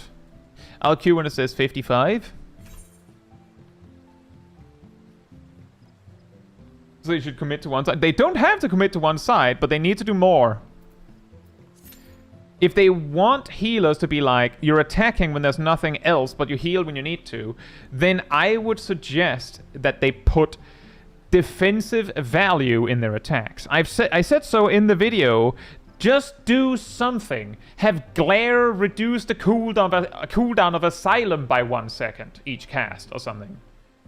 Have Broil reduce the cooldown of Aetherflow, or when you've cast 20 Broils, you get 1 Aetherflow stack. Or the same for Doses and Adderskull. Have it so that every time a dot has, for every 30 seconds that an Astrologian's dot has ticked, a random defensive card just readies. And make them so that they can have 2 stacks or something, so you don't, override a card or something. Cardia is so bad at this stuff that people generally just park it on the main tank and forget about it. Sometimes they straight up forget about it. Like, they don't even think about it, so they don't even apply it in the first place. Like, Cardia is a very good example of what I'm asking for, but it is also terrible at it. Thank you so much for the sub, Faust. Thank you. Nice. Thank you. But yeah, if they want this middle ground, then make it so that healers have attacks that benefit their defense and give to match the fact that they have defense that both buffs their attack. Like, white mages can use lilies to heal and then they get blood lily. Why does their attacks not give them anything? That kind of logic. And if they want healers to attack more, then make the attack rotation of healers more interesting. Give them more than 1 dot. Good starting point. And yes, that is something they lost years ago. Give it back. And specifically, don't give them another 30-second dot. Make the second dot a different time. 24 seconds or 18 seconds, I don't care. Make it different, because if it's just 2 30-second dots, then it just means that you go and that's what you do every 30 seconds. It has to be different so that you have to keep track of these 2 things separately. If you just give them 2 30-second dots, then it's just that you have a dot that takes 2 GZDs to maintain instead of 1. The 15-second dot is also fine. It's just that usually they seem to like them in multiples of 6.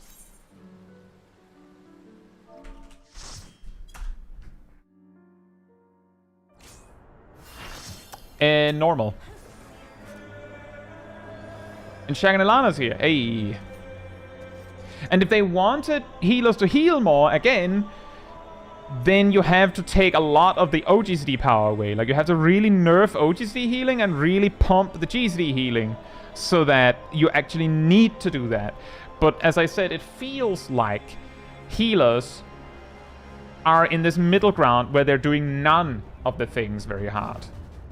I will say that the specific mix that they have given healers seems to work very well when it comes to like savage content, maybe extreme content.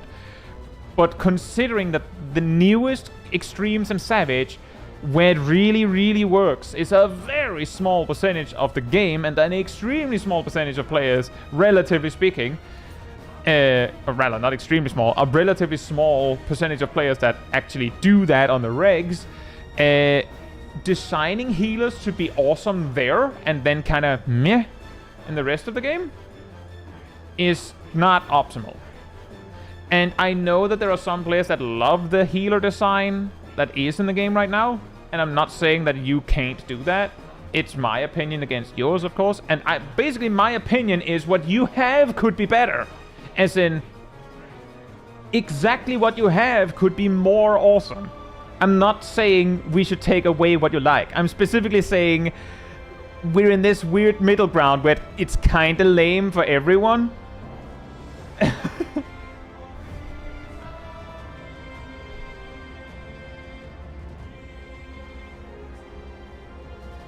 And that's the way I see it. And consider that, and remember that I still play healers every now and then, and I don't mind them. I can have fun with them. It's just that I play them and think this could be way better, man.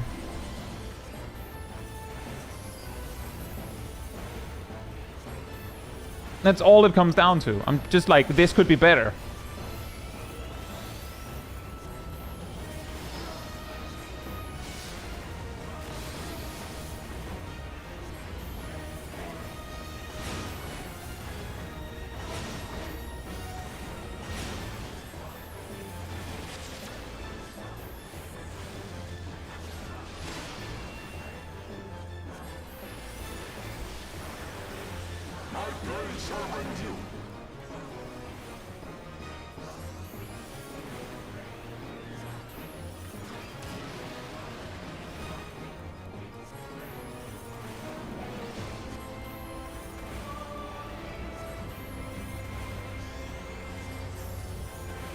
You know, I'm sitting here waiting for him to transition, because I can't remember what percentage he transitions at. There it is.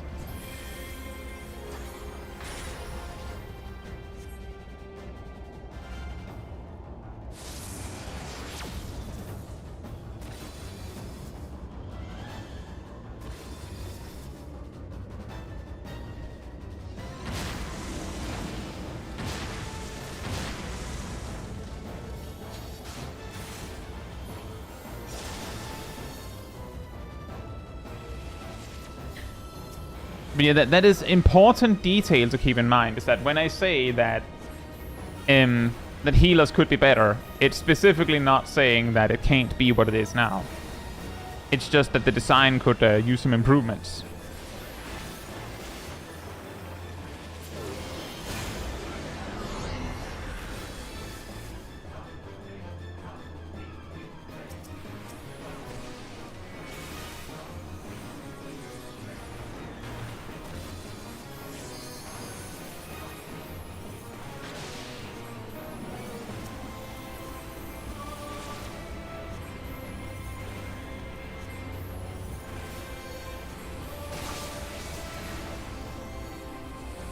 Reload.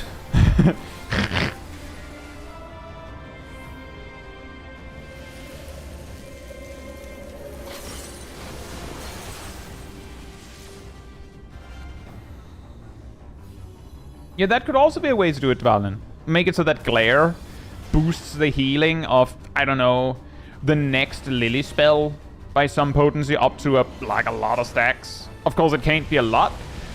It's just that if it just does a little bit,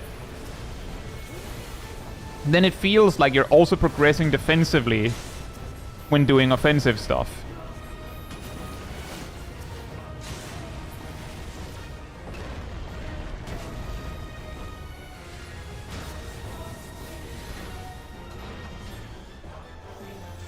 Non-boss mob responsible for most player deaths in the game. No, I don't know what that is. I know Stormblood introduced the red chocobo.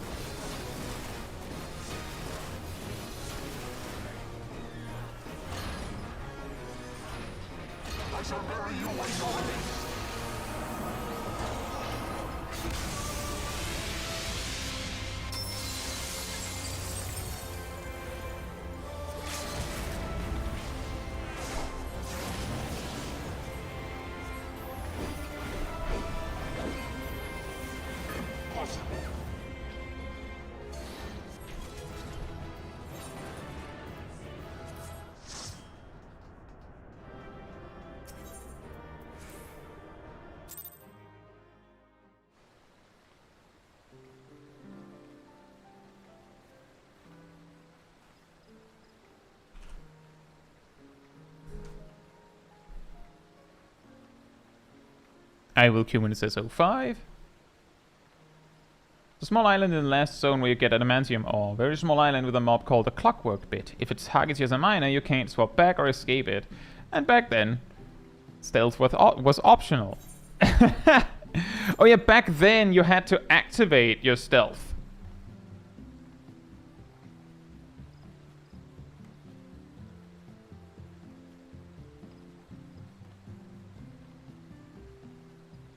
Oh, nice, Kiwi. Congratulations! Jeff says, I wish that the Blood Lily could be used in more ways, like a stronger dot or something. Maybe a damage down on the boss for less overall damage from the spell. Yeah. See, the thing is, those kinds of options are really cool. The reason why we generally don't have these options is twofold, and I usually like to refer to old Dark Knight as the example for this. If a job has the option to spend a resource for damage, or less damage, or no damage but something defensive, then most of the time players will find a way to allow you to use it for the most damage only. Which means, for instance, if there were alternative ways to use Afflatus Misery that was like a dot or something that reduced the damage of the enemy, the dot would only be used if it did more damage than the upfront attack. And the damage reduction option would only be used if you had to. Energy Drain is also an interesting example. Obviously, the damage from Energy Drain is so small that most of the time you only use that one if you don't need it for anything else. But optimizing Scholar is about finding ways to use more Energy Drains most of the time.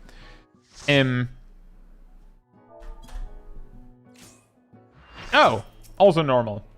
And Fern and Ilana and we're like a small snowball, just gradually like the Mentor snowball accumulating.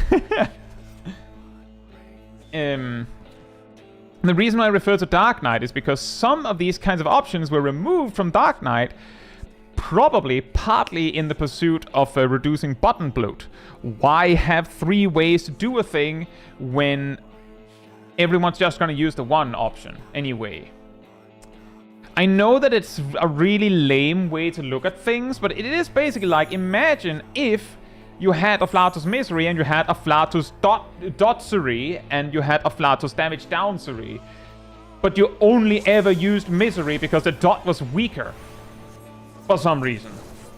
Or you never used the upfront version because the dot was stronger, and you never used the damage down version because that was basically a quote-unquote noob trap. Why would you use that? Just do the one that does more damage. 2 of the buttons are basically unnecessary. Like, they're extra.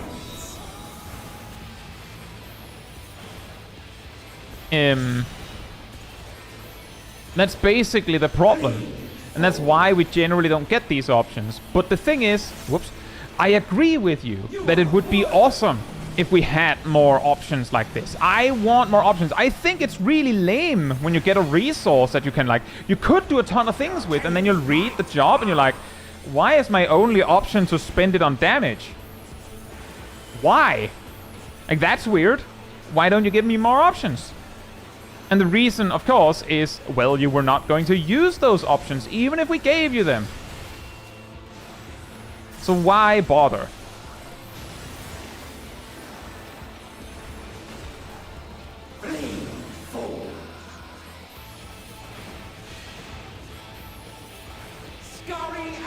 Scurry and scatter.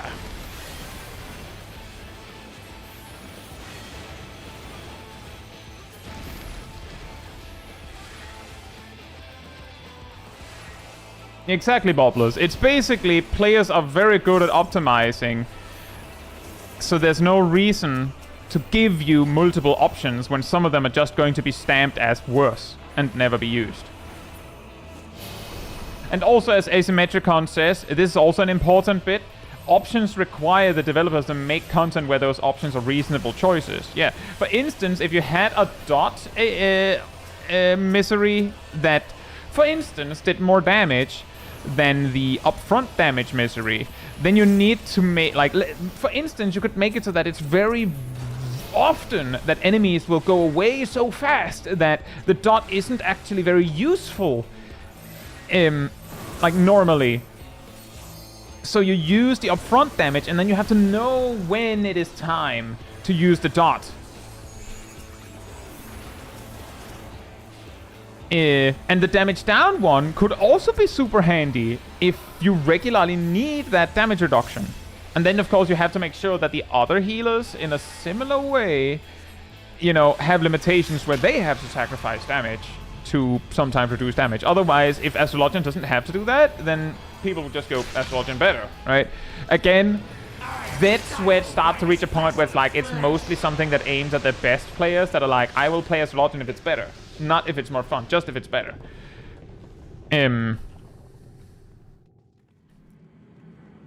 But it's not even that, Dvalin. It's like, it's not even players ruining their own game creativity. It's like, imagine, like, I'm not, like, basically, we can think of it in a more, like, in a quite, like, clear way of how it would work, that the dot will probably be better. Otherwise, why limit yourself by using a dot instead of upfront damage, right?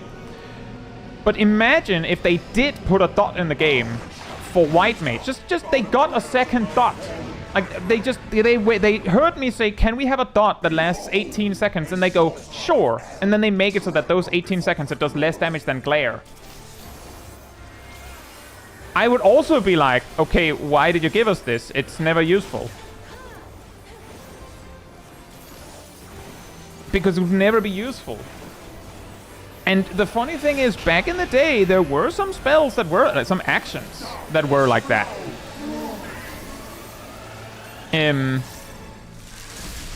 Ow. Particular example that I heard of recently is, so Warrior used to have a dot. It's a movement option. Oh yeah, that's true. It could be a movement option. That's a good point.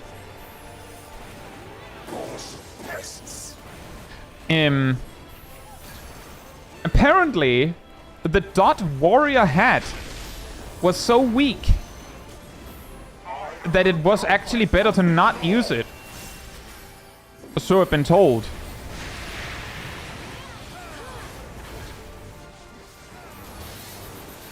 Hey Leon, hope you're doing well.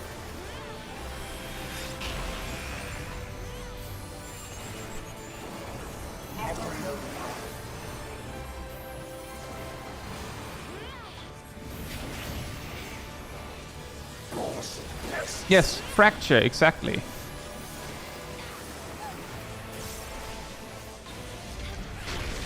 Apparently, supposedly, it wasn't worth it. I assume it's because combo actions built stuff that long-term made you do more damage.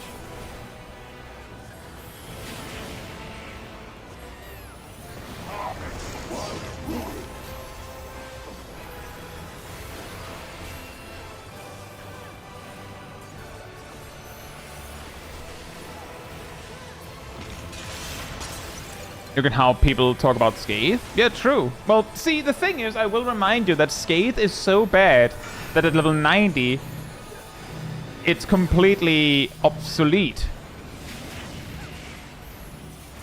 Like, you have a better option.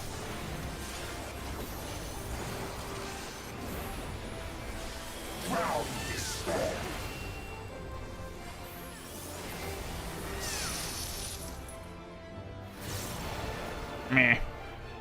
My dormant breath, dream now will I die tomorrow.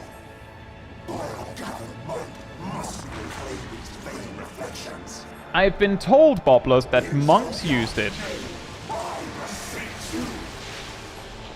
But where warriors had, you know, like a 10% damage buff from their storm, from their damage buff back then,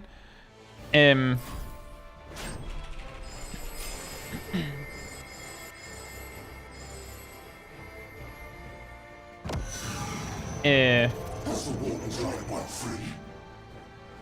No. Damn you. but monks had a 30% damage buff in their Greased Lightning, plus an extra 5% that stacked with it from Fist of Fire. And then also I believe monks, like, their regular potencies were significantly lower, so 20 potency dot sounded a lot better to them.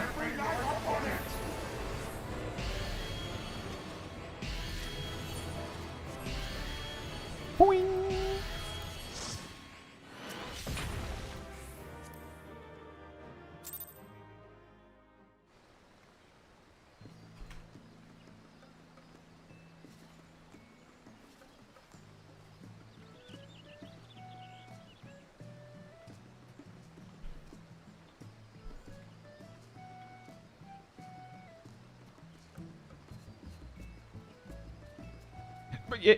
But yeah, essentially,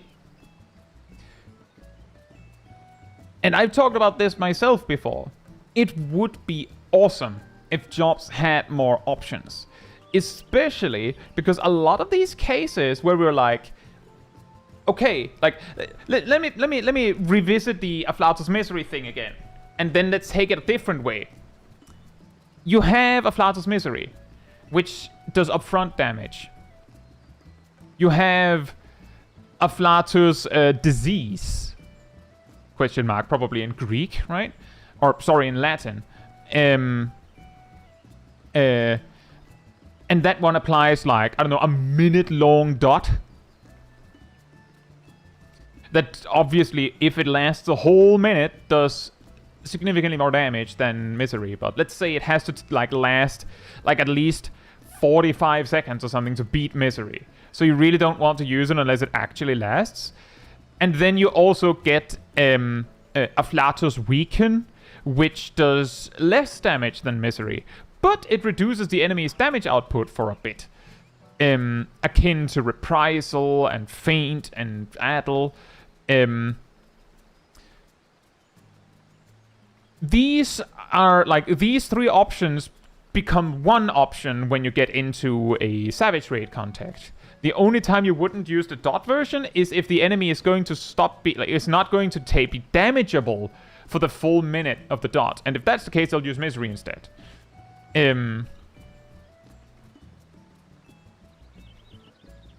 But let's say you're in a deep dungeon. The fact that dot does a crazy amount of damage is completely irrelevant because most enemies will not live a full minute. So you'll just use Misery. But the bosses will live over a minute.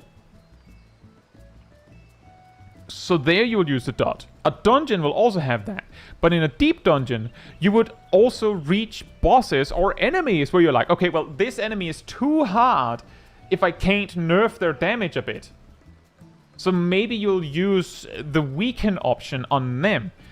Essentially what I'm getting at is that a lot of these situations where it's like, that option and that option sucks because that option is better than both, change when we put ourselves in a situation where other options work.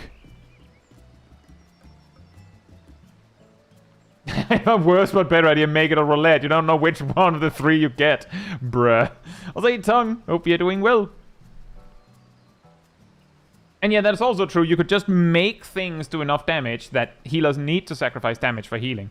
Which is also part of what I said about the healer design. If they emphasize GCD healing more, then you will attack less. And the way you can, like, if that's the desirable healer design, of course. And you can do that by making things hurt even more, or by or more likely a viable option is take away OGCD healing options. Like, nerf healing from OGCDs for healers, DPS, and tanks. No, like, straight up, we just start at warrior and go, shake it off. It's a barrier now, nothing else. No, you don't get the healing and the healing over time anymore. Nope, nope. You get to have Atlo without the healing. Well, a sucker, I guess. You don't get to also have Medica too. On an OGCD. You will have the sucker, that's it, okay?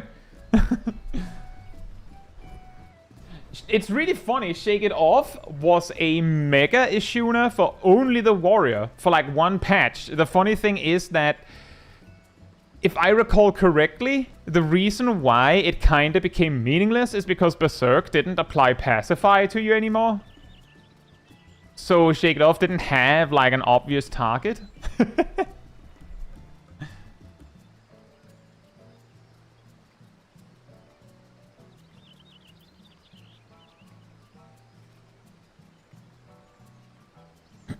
I will queue when it says 20. How does Black Mage differ to Pictomancer? They are completely different, Devalin. Black Mage is the closest you get to a proper sustained DPS, quote unquote. Because Black Mage's burst is just, well, I have this, and just like reaches down in their pocket and throws polyglots at the enemy. Or they just use ley lines and now they do their filler rotation faster. Pictomancer, on the other hand, spends about a fifth of its rotation doing 0 damage to build to burst harder.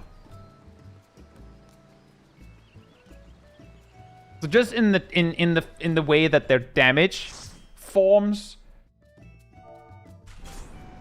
Oh.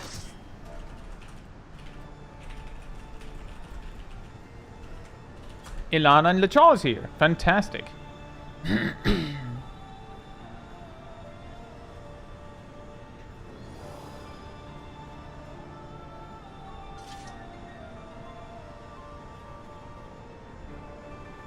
Is Black Mage the only sustained DPS now? No!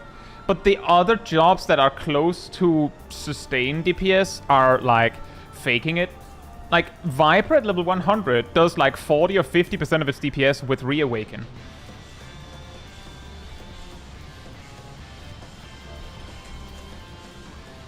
Hey, Liv! Hope you're doing well.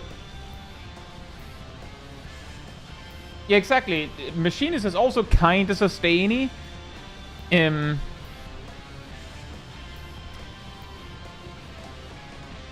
But Black Mage is probably the closest we get to truly one, because there isn't like not really anything that they like suddenly make a huge spike in damage. Like they could do that at any moment. It's just they just use like utility options, quote unquote, in Xenoglossy when it happens to be convenient. Or if it never comes up, they'll just send it for damage.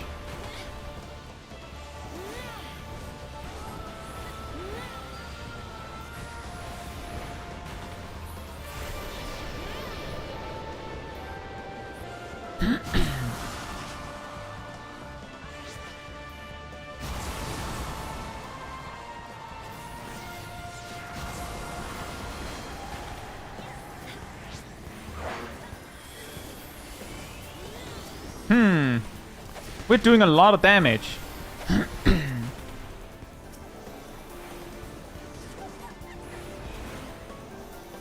Like a lot of damage.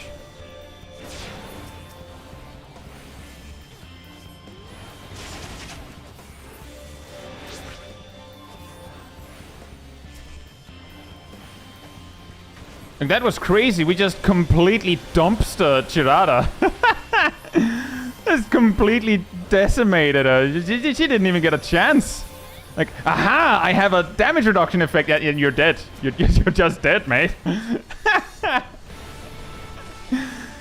Wow! That was crazy damage.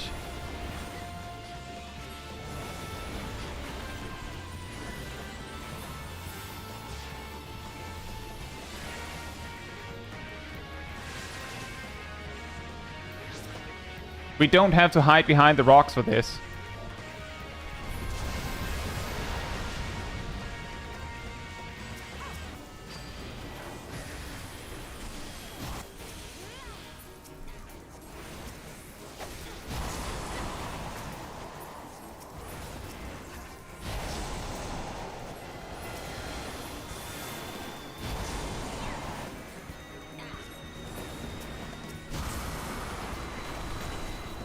I assume Lichor knows what's up, that if Garuda goes away and comes back, we will need a probably a tank limit break to save the day. It has to be like when she comes back-ish.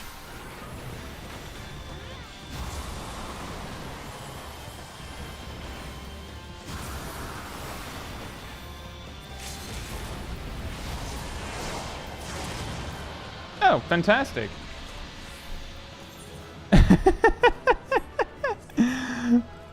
Wow. I think that was the fastest. Just wing it. Garuda Extreme I've ever been a part of.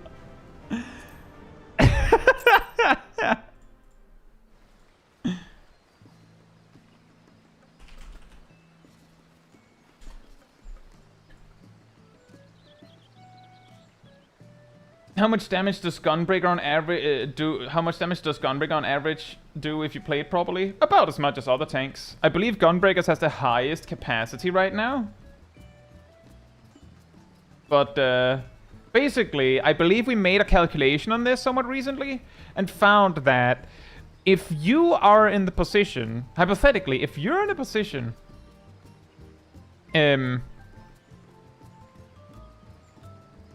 that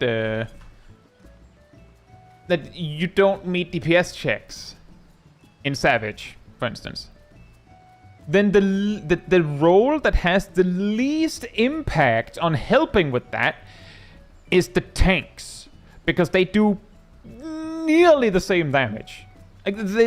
So like with some optimization, some of them can do marginally more than the rest. But if you're having damage issues, it's probably not the tanks unless they're doing something ridiculously wrong, like terribly wrong. If they're doing what they're supposed to be doing, then it's not very much they can do. Hilariously, when we did this check, DPS was second place in being impactful, but that's actually because like if you're doing it right on healers, it shouldn't have much of a difference. The problem is that healers are in this weird nebulous situation where the correct answer to what they need to do at any one time is complicated, which means that them being really good at healing means they get more time to attack, which means that a good healer will do way more damage than a mediocre healer. Whereas both DPS can also vary greatly, but healers vary more. So if you're worried about how much damage you can do, then tanks are usually fine. Cleanest extreme in the series? I don't know. I feel like there has been a supremely clean Ramu extreme. But I think this is the second time I've seen Tirada die so fast that we didn't even need to worry about the damage reduction effect. I will... actually, I will be right back. And then we keep going. In the meantime... Hey, Jinley, hope you're doing well. In the meantime... Sanity restored.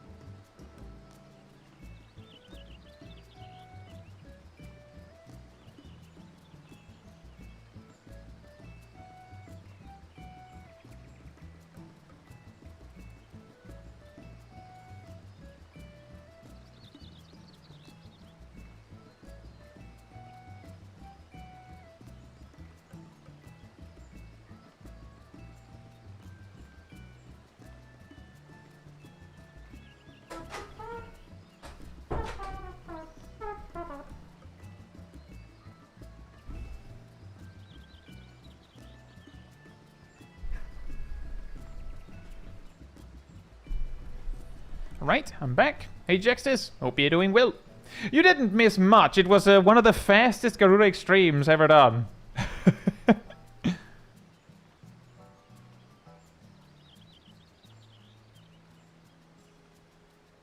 Alright, I will...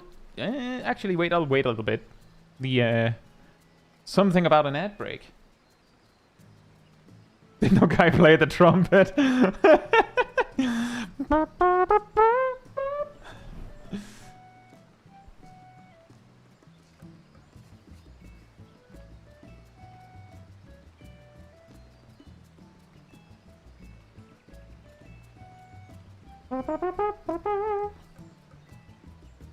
Actually crazy that, like, Shirada was getting chunked. That's insane damage.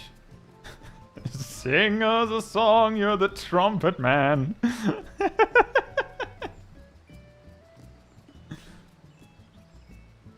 Can Gunbreaker solo stuff? Yes. Generally speaking, for like dungeons and such, most of the time, Warrior is the strongest at soloing content synced, with Gunbreaker and Paladin kind of duking it out over second place. Dark Knight is usually dead last, because it's a matter of self-sustain. And a Warrior self-sustain scales, whereas Dark Knight doesn't have... Like, technically Abyssal Drain and Living Dead scales. The problem is the cooldown. But even Dark Knight can solo stuff. There are unsynced duties that Dark Knight might solo better than Warrior.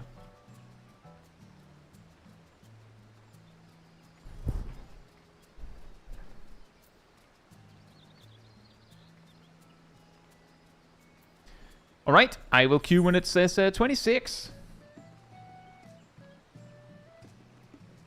If they made Abyssal Drain spammable like it used to be, Dark Knight...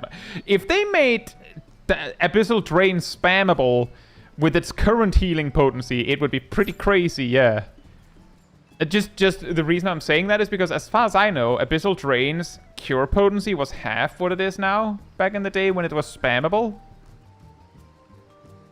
And spammable was maybe a bit of an exaggeration, because while it didn't have a cooldown, it had a cost. And the cost was high. But then you also had Blood Price, which made you recover MP when you were hit. So if you had a big pull, you might be able to just spam Abyssal Drain from that. And yeah, Abyssal Drain right now is bloodwetting the discount variant. Because Abyssal Drain heals just as much as 1 GZD during bloodwetting. And the thing is, bloodwetting, like, the biggest value hit is the first one. The 3 follow-ups are kind of like, shrug, I guess it's nice. Unless you're taking a ridiculous amount of damage. It's kind of like, meh.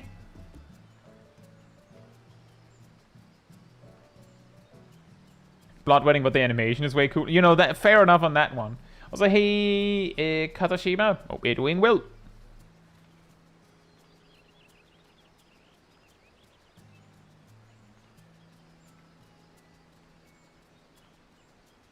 And if they made Abyssal Drain have charges, it could be a lot better.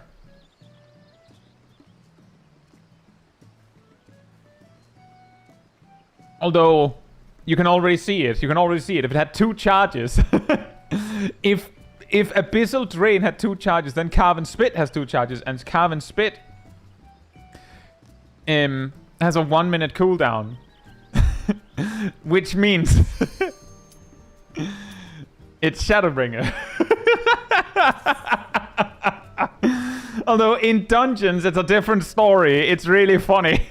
That's what's gonna happen in all other content. It's like, oh thanks, my filler is now even more boring. Oh, it's hard, guys. It's just hard. And Ilana's here again. Hey.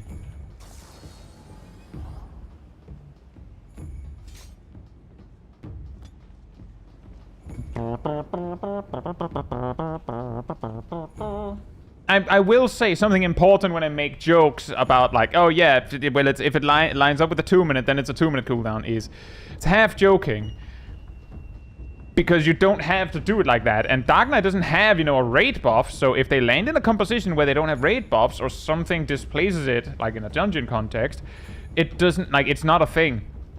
But it is funny that it usually plays out like that. It isn't that grim, but it is funny that it can play out like that. And I do think something like Abyssal Drain would help a lot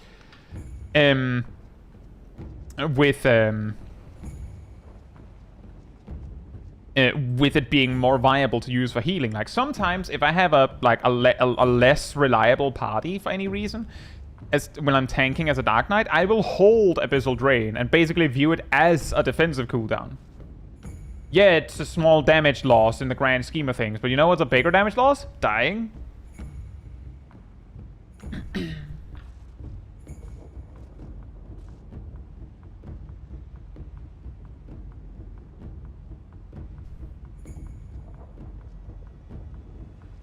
What do you mean by that, Devalin?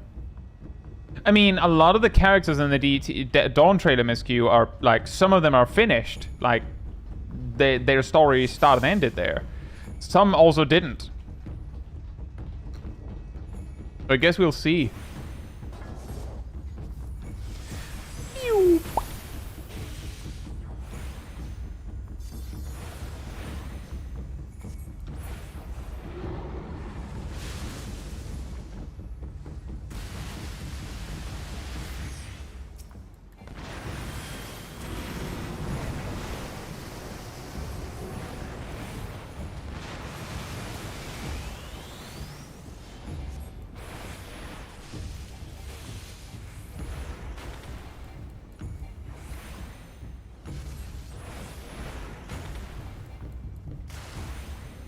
That's correct, man. It's something you have to enable. It's off by default.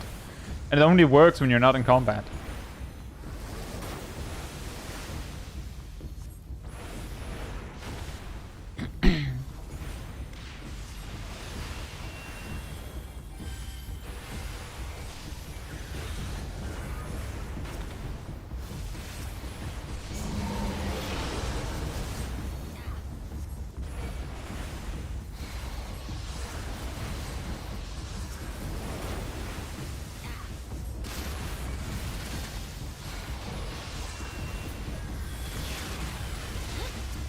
The flare AoE value. I got to hit both the Gyrospum and the boss.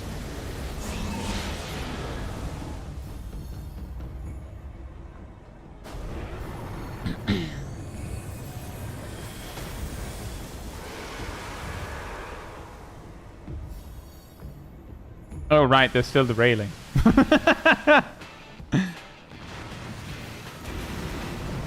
Aha! The knockback cancel ethereal manipulation.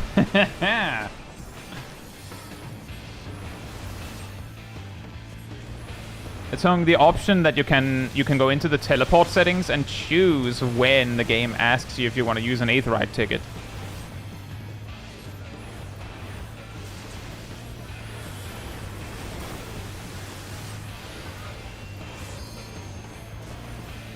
Man, I see the Wave Tutsahagen and get like war flashbacks, and then I remember that it's not extreme.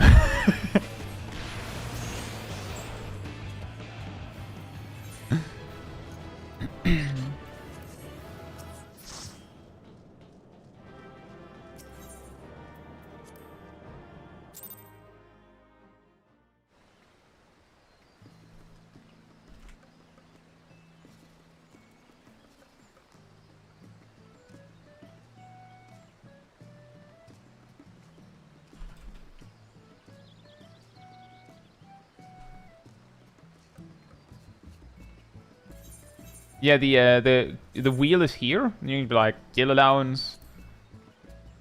You can even choose to just make it not ask. You can also choose how the teleport menu is displayed.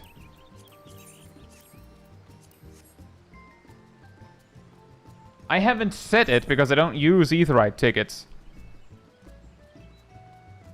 You can get a bunch of tickets from just AR, Heavensward weekly hunts, and Blue Mage. Correct. I will queue when it says 07.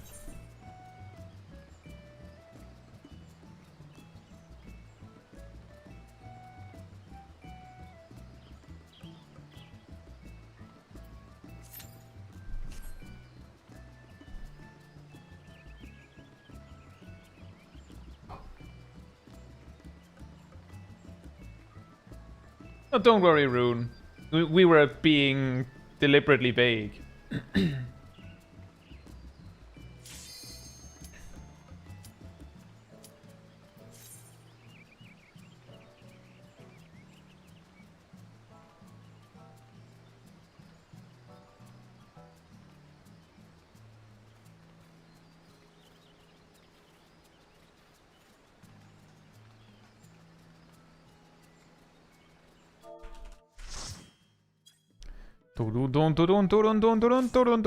Oh, it's extreme!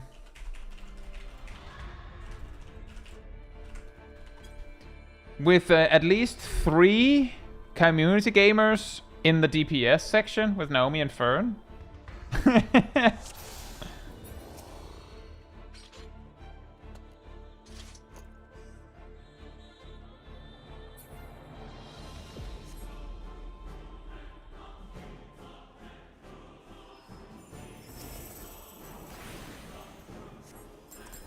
Oh boy. I think someone was about to answer me here.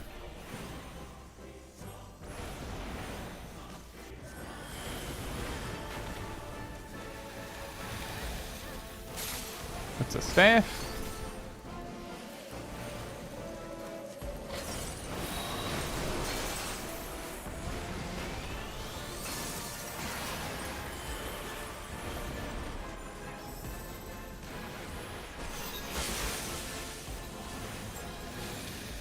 That's a sword. Will they die? Yeah, funny that. Invuln doesn't work for that one.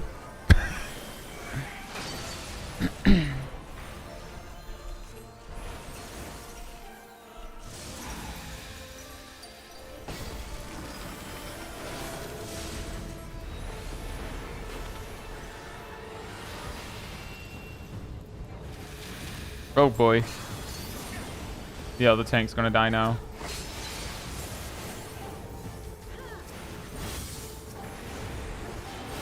I have apparently been upgraded to tank.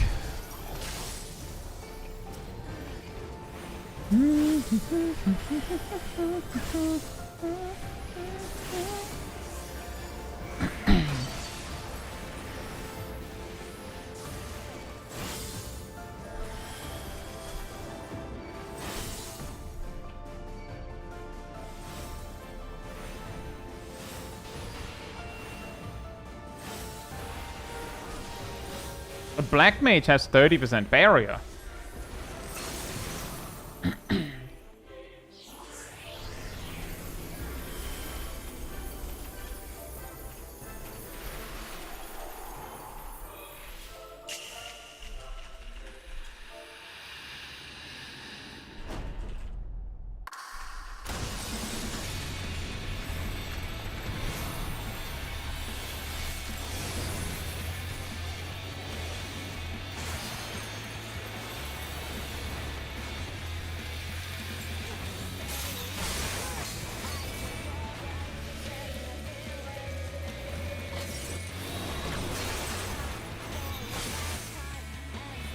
The summoner had the right idea, they just decided to not finish the thought.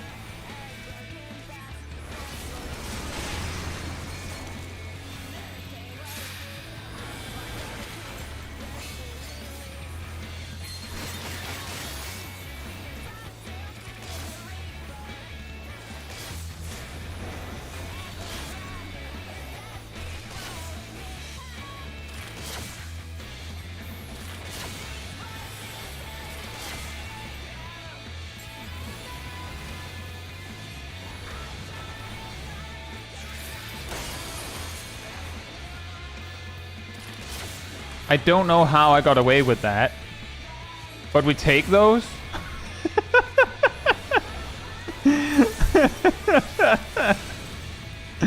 Me going, oh, right, that! Oh, no!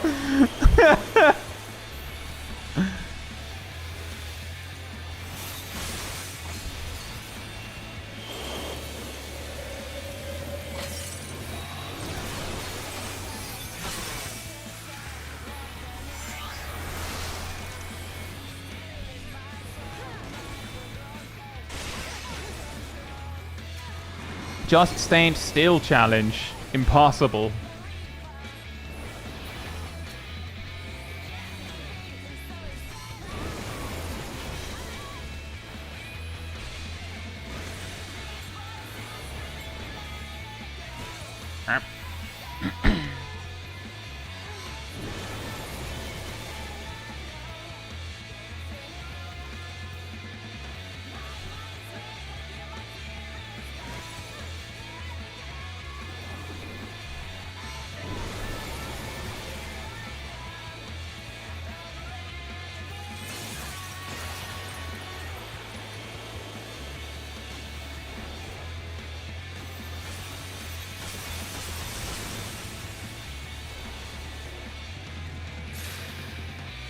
Oh, here comes the bow again. I think our last healer's gonna die.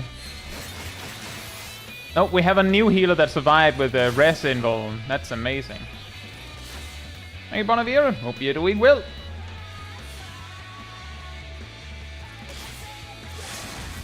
I'm glad to hear that. That you at least caught one. Oh boy.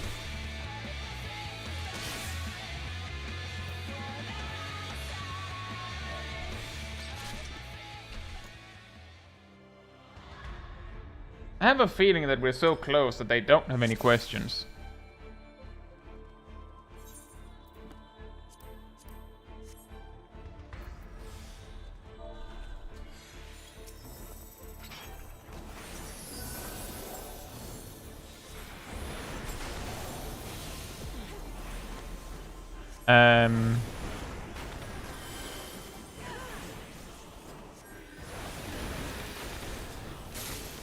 Oh, that's the staff.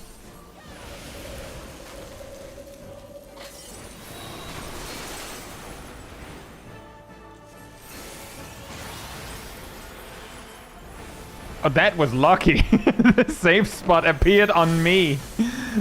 We take those. And...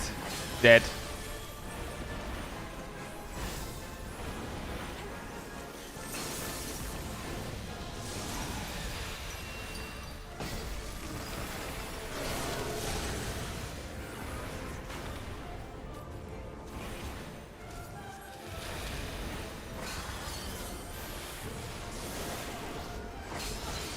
Hey! Okay, now we get away because I don't know if... oh, the tank is... that tank is actually doing it correctly. Never mind. They're tanking that one, though.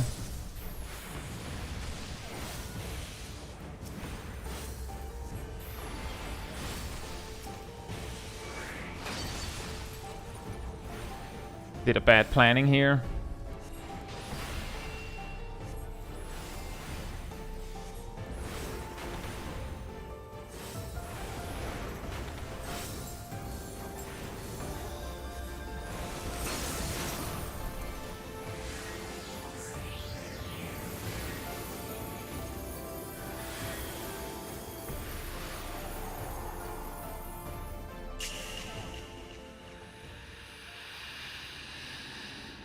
Do you feel like it's different in that, Cat?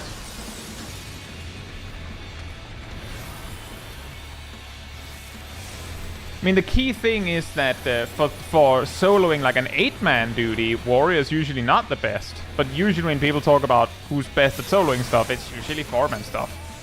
It's a different conversation.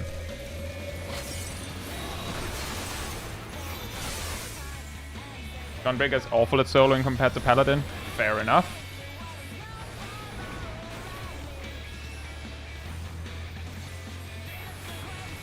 How is the tank supposed to survive in the attack that keeps one-shotting them?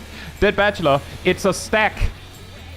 They're taking a stack alone that ignores invulns and mitigation. It ignores mitigation. and they're taking it alone. That's how they survive, is by treating the stack like a stack and not like a tank buster.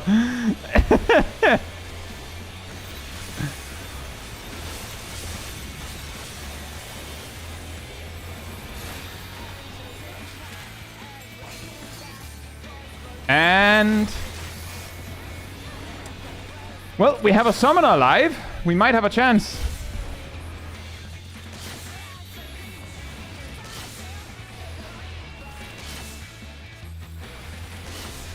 This summoner is not resing anyone. We don't have a chance.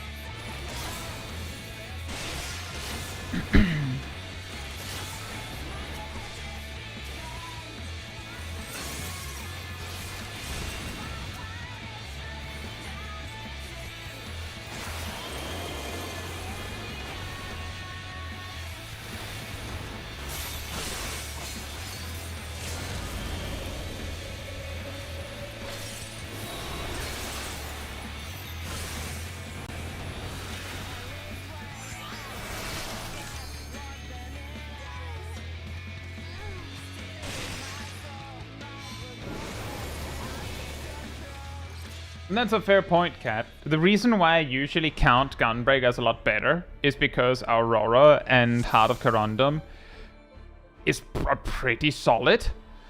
For healing, of course, Paladin has Clemency. So you have a fair point that Paladin is probably a lot better.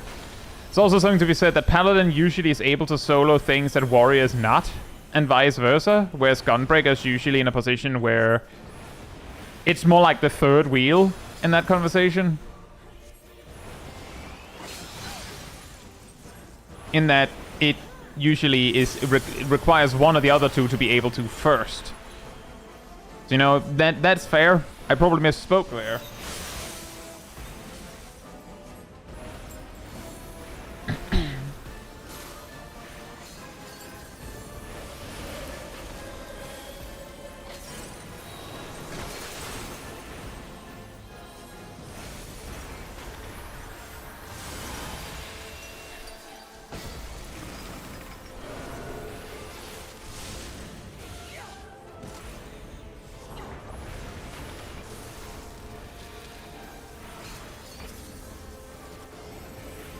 And dead.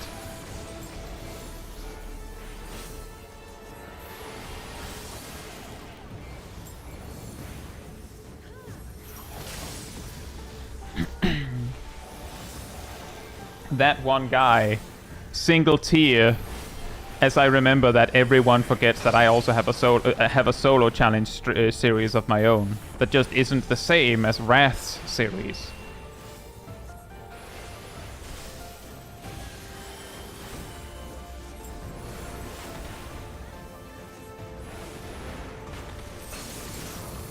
But yeah, usually I solo stuff with Warrior because it is strongest at soloing the stuff that I solo.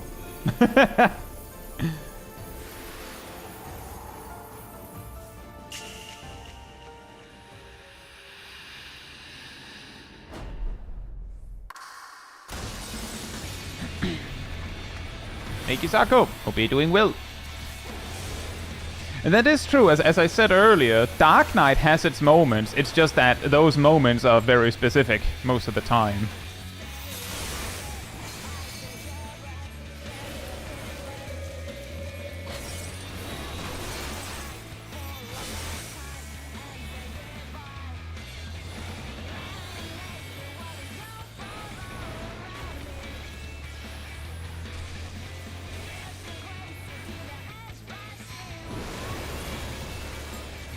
And yeah, the way that Wrath does it does mean that he often has to rely on jobs that are the strongest given the specific situation. Whereas I have the advantage of being able to do, you know, I can just bring out a job. Oh, the difference, Rune, is that I do them, like, I specifically run duties at, like, synced down rather than having a character dedicated to it. So I effectively have the best gear available, which is not the same as Wrath Challenge. Oh, there's a lot of people that are gonna die now.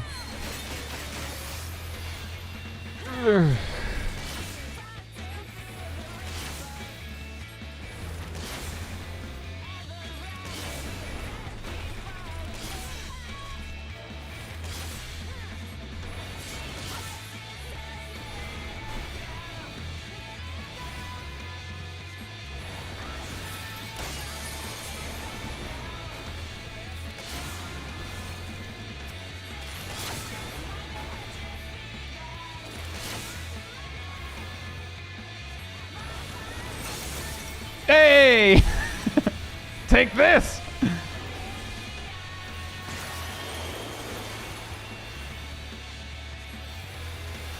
She sure spent a lot of time not attacking. But yeah, also because of the way that I do it, Rune, I usually don't do it very frequently.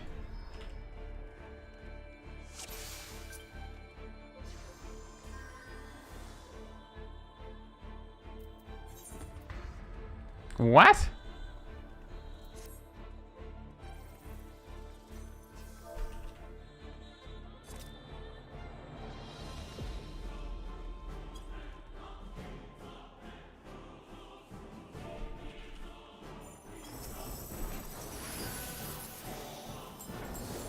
Just a quick reminder for anyone in the chat.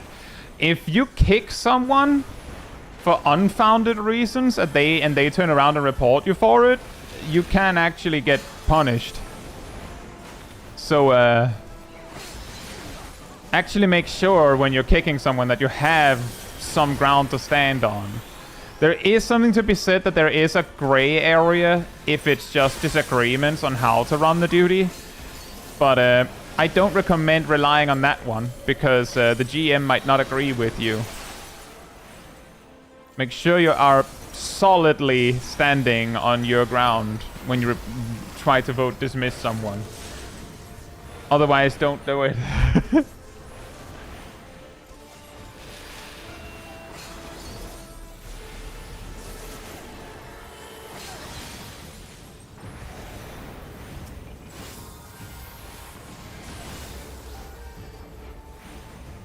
They're not cheating.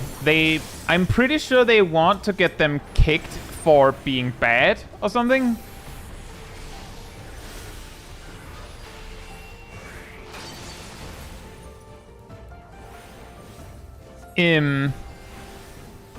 But that's not a legitimate ban, like a kick reason. So they just chose one.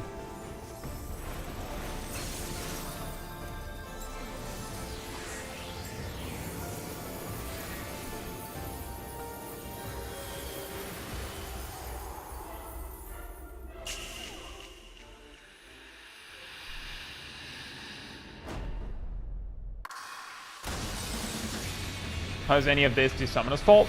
Hard to say, but on a previous poll, the summoner was in a position to possibly save the run because I and the summoner was alive and also a tank. And the summoner just kept spamming Ruin. That doesn't mean that it's the summoner's fault, but the summoner basically did nothing when they could have done something. Which, you know, some players will view that as like intentionally sandbagging or wiping the group. Intentionally, even though that's not what happened.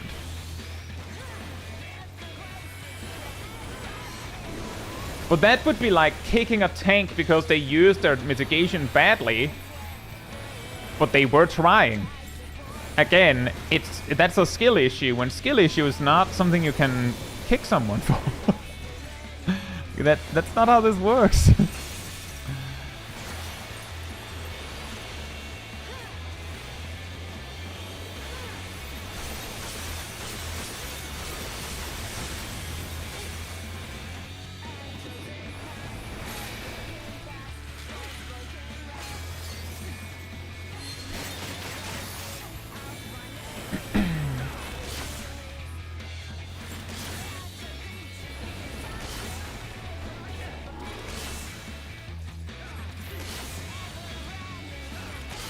Doesn't stop most party finders. Oh, I'ma stop you there, Tongue. When it comes to party finder, the leader can choose whatever they want. They're the leader. It's their group. But when it's duty finder, there are stricter rules. If it's party finder, then someone made the group and they choose. So that like that no longer applies.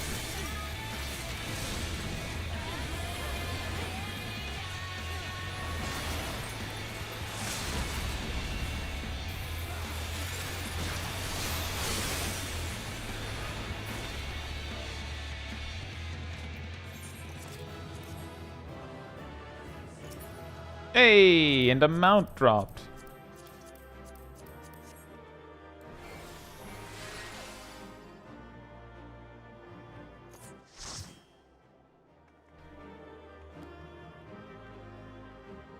Yeah, exactly, Red Master. I've seen those stories too. People screaming at the Red Mage to rest, but it's a level 60 duty or a level 50 duty. And you're there like,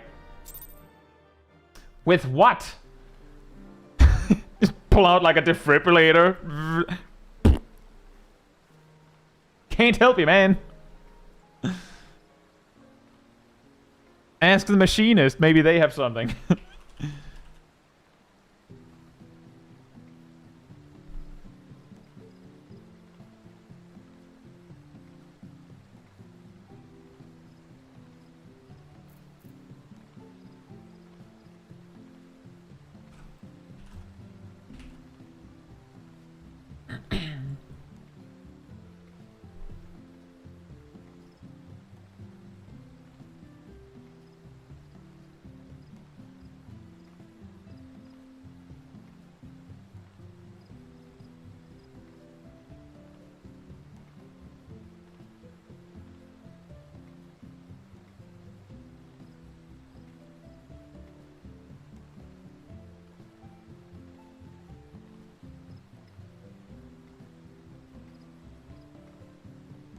Also, hello, I see some people came into the chat while I was busy with the Extreme. I hope you're doing well.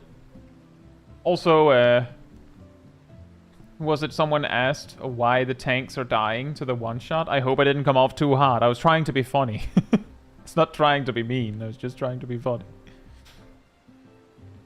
This was Bachelor. I hope I didn't scare you away. I will queue when it says 05.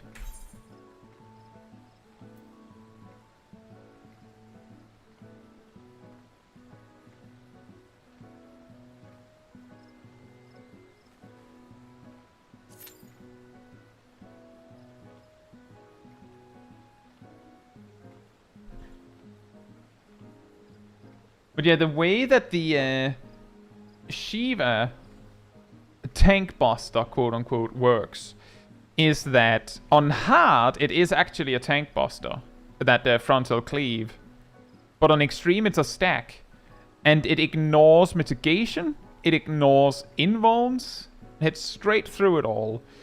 It doesn't do as much damage as you might think though, because a scholar with a barrier and a tank with a barrier can duo it. I know this from my Extreme Countdown series, which is a series, it should be a playlist on the channel for those interested, where we start a duty with 8, like we start an Extreme synced, just regular synced, with 8 players. If we win, we remove a player. And we keep doing that until we can't anymore. And for Shiva specifically, well, to be fair, when we did it with 2, we had full echo, but I'm pretty sure that you could still do it with a big barrier.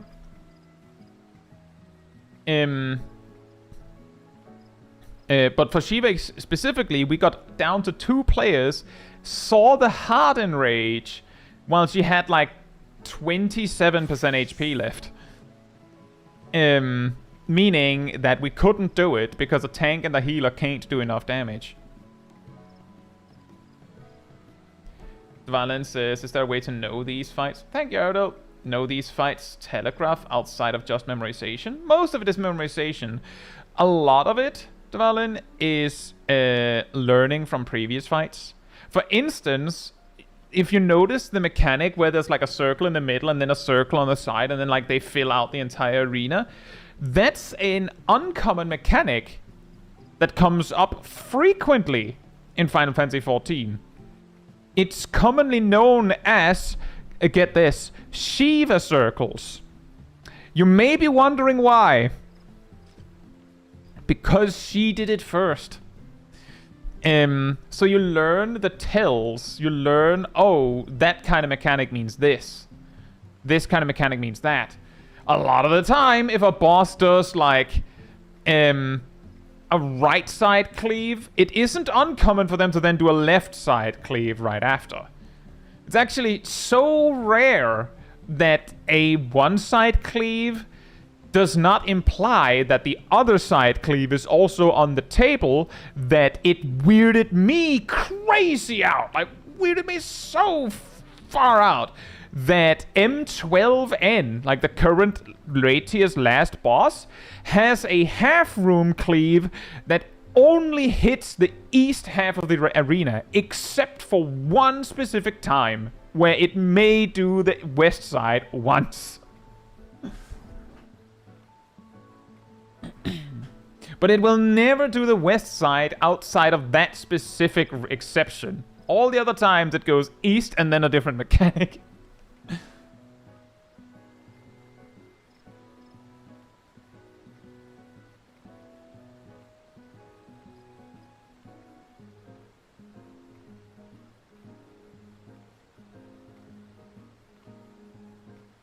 Yeah, I thought so too, Regal Star. Exactly, because why wouldn't it be random? But I can assure you, the only time that it hits west is the particular part where it summons the west arm and then the east arm. No other time. At all other times, it'll just summon the east arm, cleave, and then do something with the arm. In the case of Shiva, it's like not telegraph unless you see what she's holding or yapping, I guess. Now, see, that's the thing, Dvalin. Specifically for Shiva's weapons, that's the sign. Is that in phase 1, and just generally in phase 2, also on hard, if she's bringing out staff, she does a little twirl as she flies up in the air. So if she at any point faces 180 degrees, like if she's not facing the tank during the float up, she's pulling out a staff, and it means spread markers. If she floats up facing the tank, she will pull out the sword. She also has a different animation for the sword, and if it's a sword, on hard, it means tank buster. On extreme, it means stack marker. Once she hits phase 2, on extreme only, every second weapon will always be bow, so you don't even need to worry about it. She will face the tank while pulling out the bow, the same as the sword, but the animation is different, and it's every second time. No exceptions. Also, in phase 2, she will always start with staff. When she summons the minions in phase 1, she will always use the sword. So that means in phase 1, she will start randomly with sword or staff, and then do the other one. But if you damage her fast enough, she will skip parts of the weapon she has, or she will skip a weapon altogether, and then summon minions and bring out the sword, and then she'll do the intermission and then bring out the staff. Like, there's a lot of things, but as you can hear, it's all memorization, right? Except there are clear tells, but the tells are something you memorize. But it's clearer once you know. And yes, I have in fact done Shiva Extreme a lot.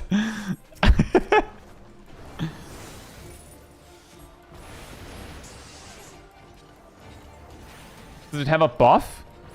Shiva's weapons do not have a buff, but she does build a damaging stack. Her hardened rage is when she hits a certain number of stacks. Fun fact.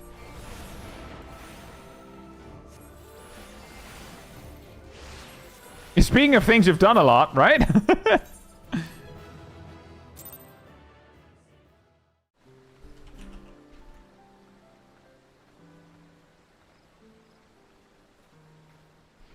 I'll queue at 26.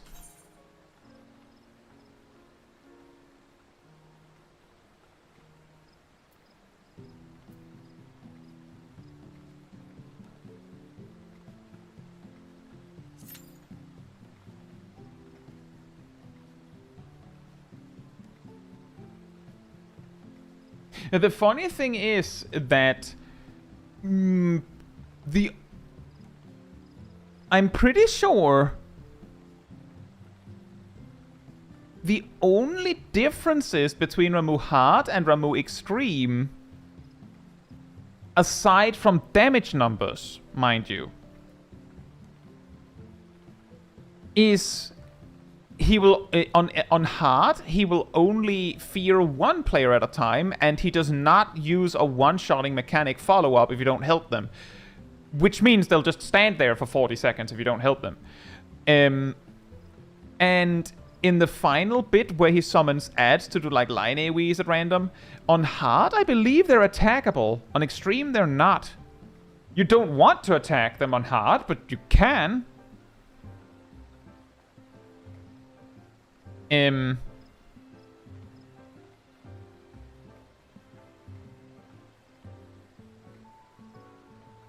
Aside from that, like, grabbing 3 orbs on the hard version to reduce the damage of the tank busters still works. You just don't need it, so people don't do it.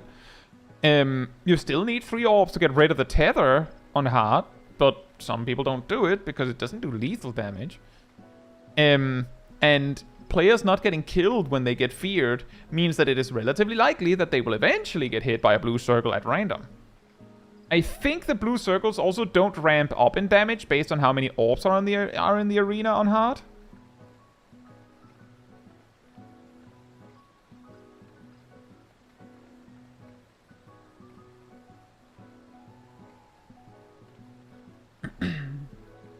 But yeah, my recommendation there, Dvalin, is exactly that.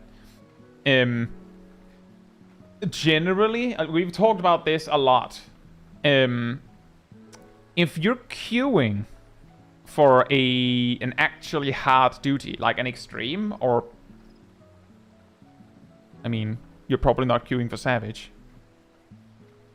But if you're queuing for like an extreme from A Realm Reborn, in Duty Finder, if you don't know better, of course, you might go in blind. But if you do know better, and by hearing this right now, you know better,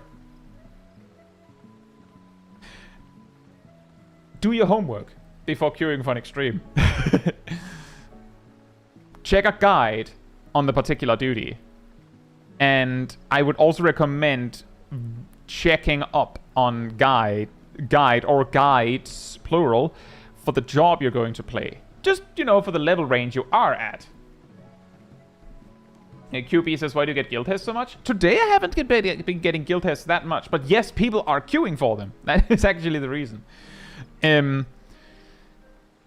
Check a guide on the job you're actually going to play, because even though you think you know, you might not know. There are, like, I'm telling you, the reason why there are healers that refuse to attack is because they believe it's the right thing to do. And they decided either to not check other opinions, or they decided that everyone else are stupid. Or they're scared. It's also an option. But the ones that are scared will usually at least try to attack every now and then. It's just an example, right? Could be tanks that refuse to use mitigation, or DPS going, I'm not using my cooldowns. Just reasons. And so on.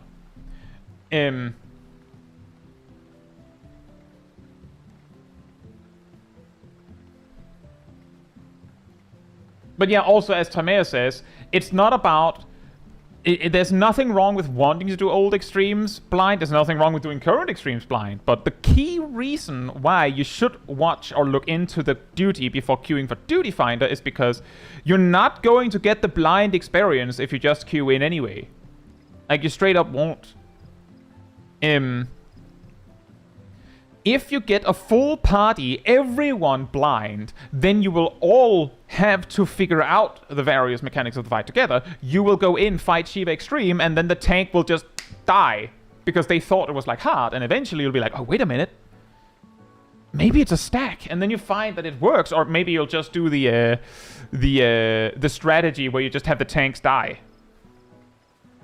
A particular person, quote-unquote, popularized it, but I choose to not say his name.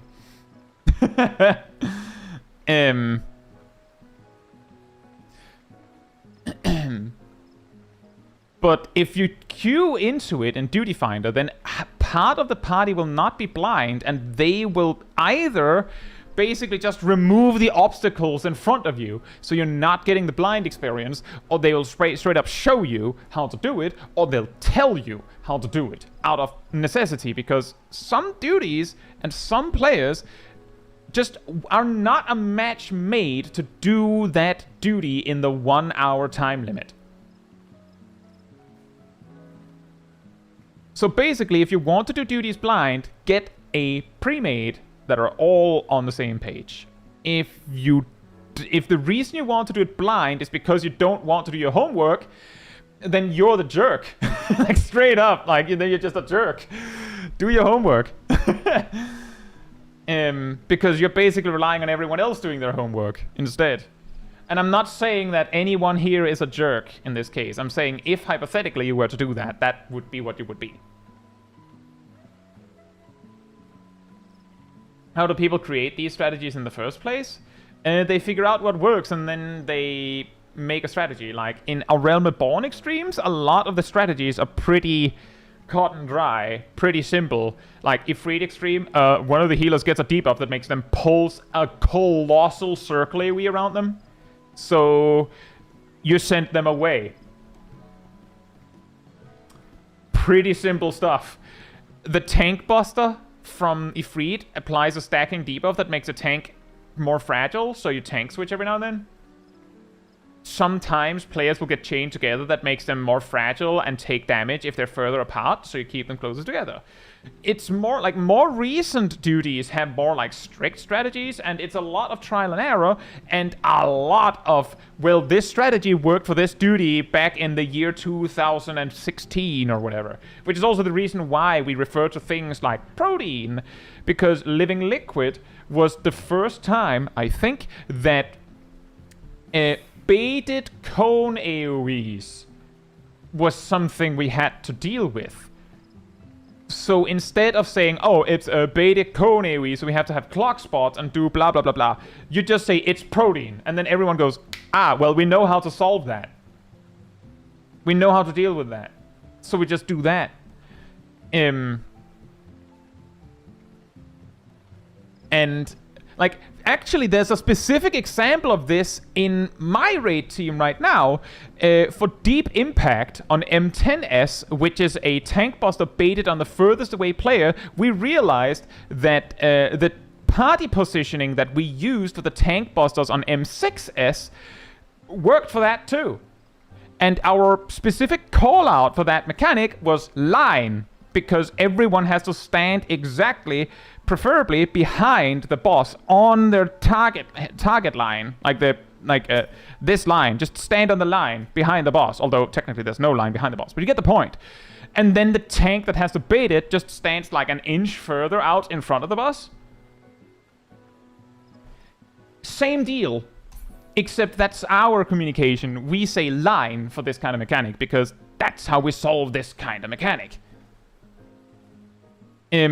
And that's basically the shorthand, is that yes, it's a lot of trial and error. When a new mechanic comes out, it's a lot of trial and error. But the moment that there is like a through line where it goes, oh, it's just that mechanic, but with this kind of salt on it, then people just copy that old strategy.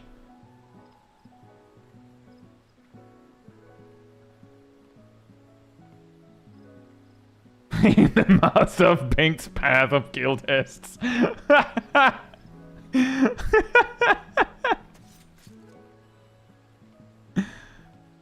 We've taken up all of the mentor roulettes, guys. And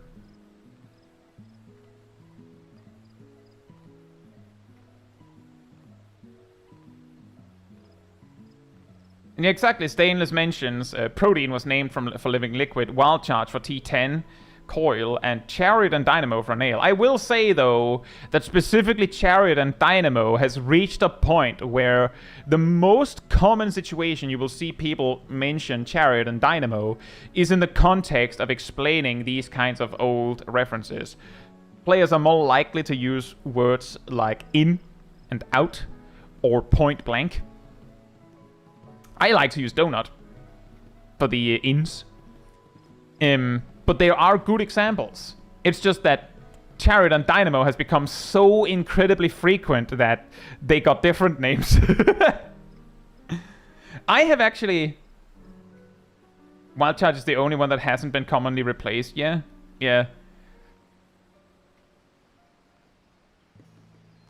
Protean's just clock spots now. Well, I mean, I will refer to clock spots for some mechanics and Protean for other mechanics. Although, in some capacity, we sometimes refer to it as something other than Protean, specifically to just not call it Protean. A particular thing, I think I actually bring this up in my video. Thank you, Erdal actually beat me to it on that one. Wow.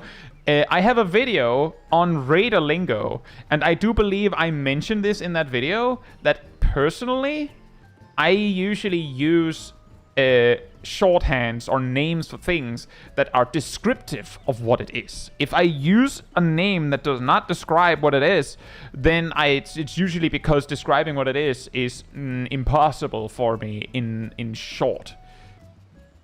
For instance, Protean doesn't tell you what it is unless you know what Protean is. Clock spots tells you, go to your clock spot. And assuming you know the duty, you know where your clock spot is. So you don't even need to know what's coming. If you're called for clock spots, then you know where to go. You don't even need to know what it is. Another example that I have ended up using more is Hot Wings. The classic combo there. You know what, guys? I think I'm gonna just withdraw from queue here. We have reached the point where we're done.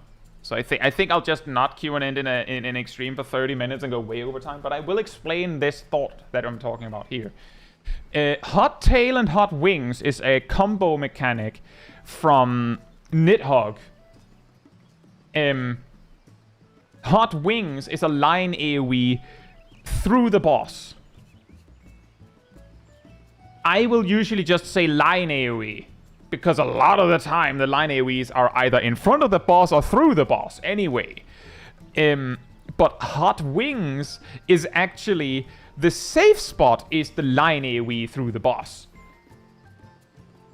Which means that for me, it's often easy to just say Hot Wings and then just hope that people get the picture. Imagine the boss grows big flaming wings. That's where the AoE is happening. Get under him. Or her. Or it. Because explaining it is too long. And then there's also Bagel. That one was a fantastic call out. I believe it was Sandwich and Bagel, right, Nox? So these ones are... As I've said before, if we're home cooking some callouts in my raid team and I'm the chef, it's very frequent that the callout will be something related to food. It's not because I'm hungry. It's because it's funny. And you know what makes a callout stick better? If it's funny. Once you've stopped laughing, it sticks better and works better.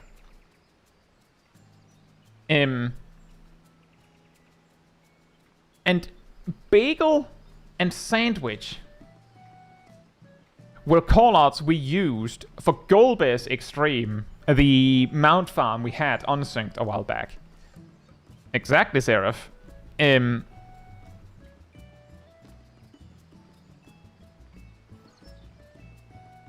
So Bagel, in the context of Golbez Extreme, is that a bagel is like a donut, but you put like spread on it. And that meant that if Golbez chose to do the combination of mechanics that was spread markers with a donut AoE, it was bagel. And a sandwich is usually something with like a stack of bread or stack of things, including more bread. But there's not a hole in it. So it could be like a circular sandwich, and there's like a stack and a circle AoE. So basically, bagel is donut with spread. Sandwich is circle, a stack of circles. Technically, we could have just called out what it actually is. But it was way funnier to call it out like that. And it is shorter.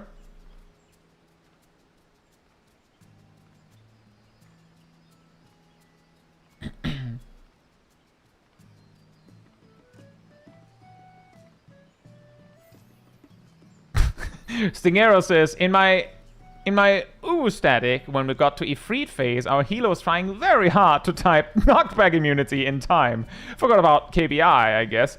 That he ended up typing conk back, and conk became a thing.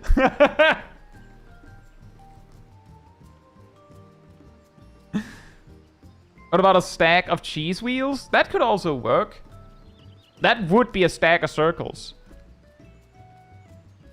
We could have used cheese wheels. I think we came up with bagel first and then needed a similar bread-related call-out. And that's how we ended up with sandwich.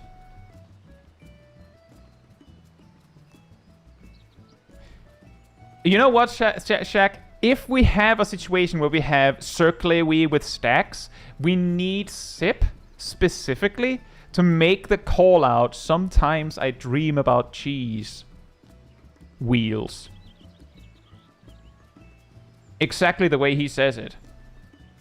Right, Zip?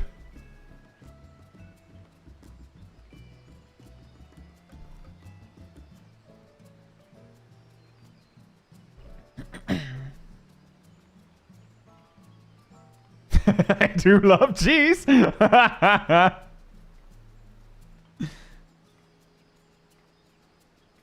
It should be circle with stack on M11. Oh yeah, that's true. That's true. I believe it's circle with stacks, and isn't it donut with lines?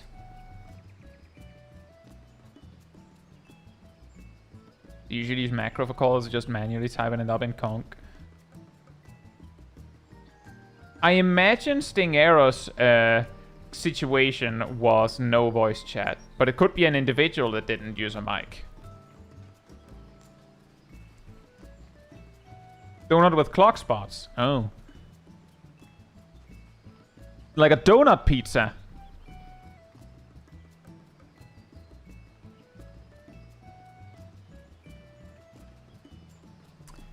You know, it is a shame that we didn't well, I guess pizza slices in our case is specifically the type like in the Wicked Thunder intermission.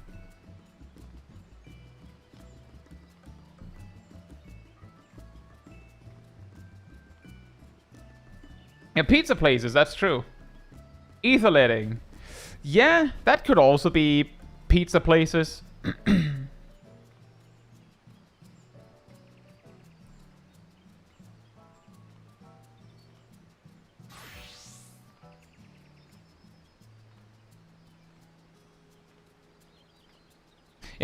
Yeah, that's true. We have a kind of a new one, walking your bat. You thought that it's actually a bat that has us on chains? No, actually we're like it's a very, very strong bat. So we have 4 people walking one bat. So it doesn't get too wild. Yeah, walkies.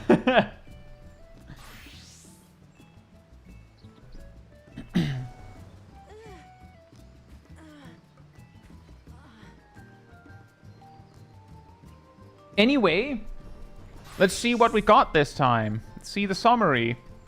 We got one normal raid and one alliance raid and 1, 2, 3, 4, 5, 6 normal trials and 1 MSQ Roulette and 2 Buckmans and 2 extreme trials. That's pretty good. How much 4-man content did we get? We got the Praetorium and we got Bachman. And everything else was just 8-man stuff. You know, that is pretty nice compensation.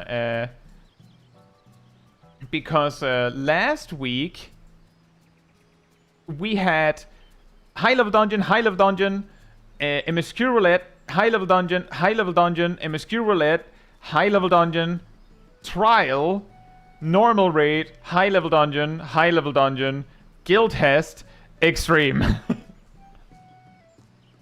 A lot of 4-man content.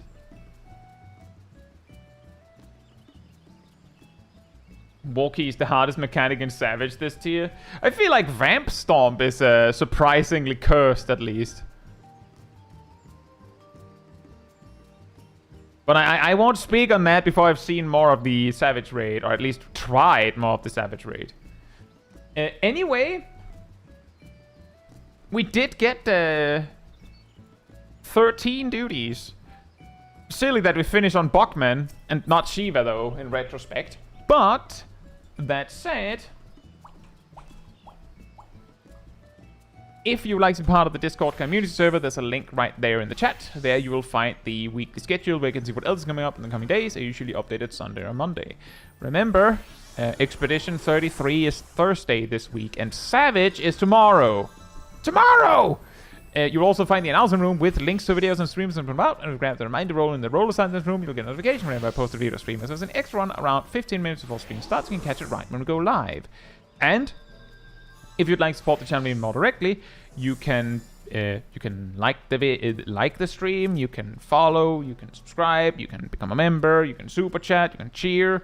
Do all that goodness, or if you don't like any of that, there's the Ko-Fi link I'll post it right there in the chat. It all helps support me and channel directly, so I can focus on doing stuff like this with all of you. So thank you so much for the support. But I think that will be it from me tonight. But just for the Twitch people, I will probably check to see if we can rate somebody. But with that said, good night, good morning, afternoon, or evening, depending where in the world, and hope to see you all very soon. Bye bye.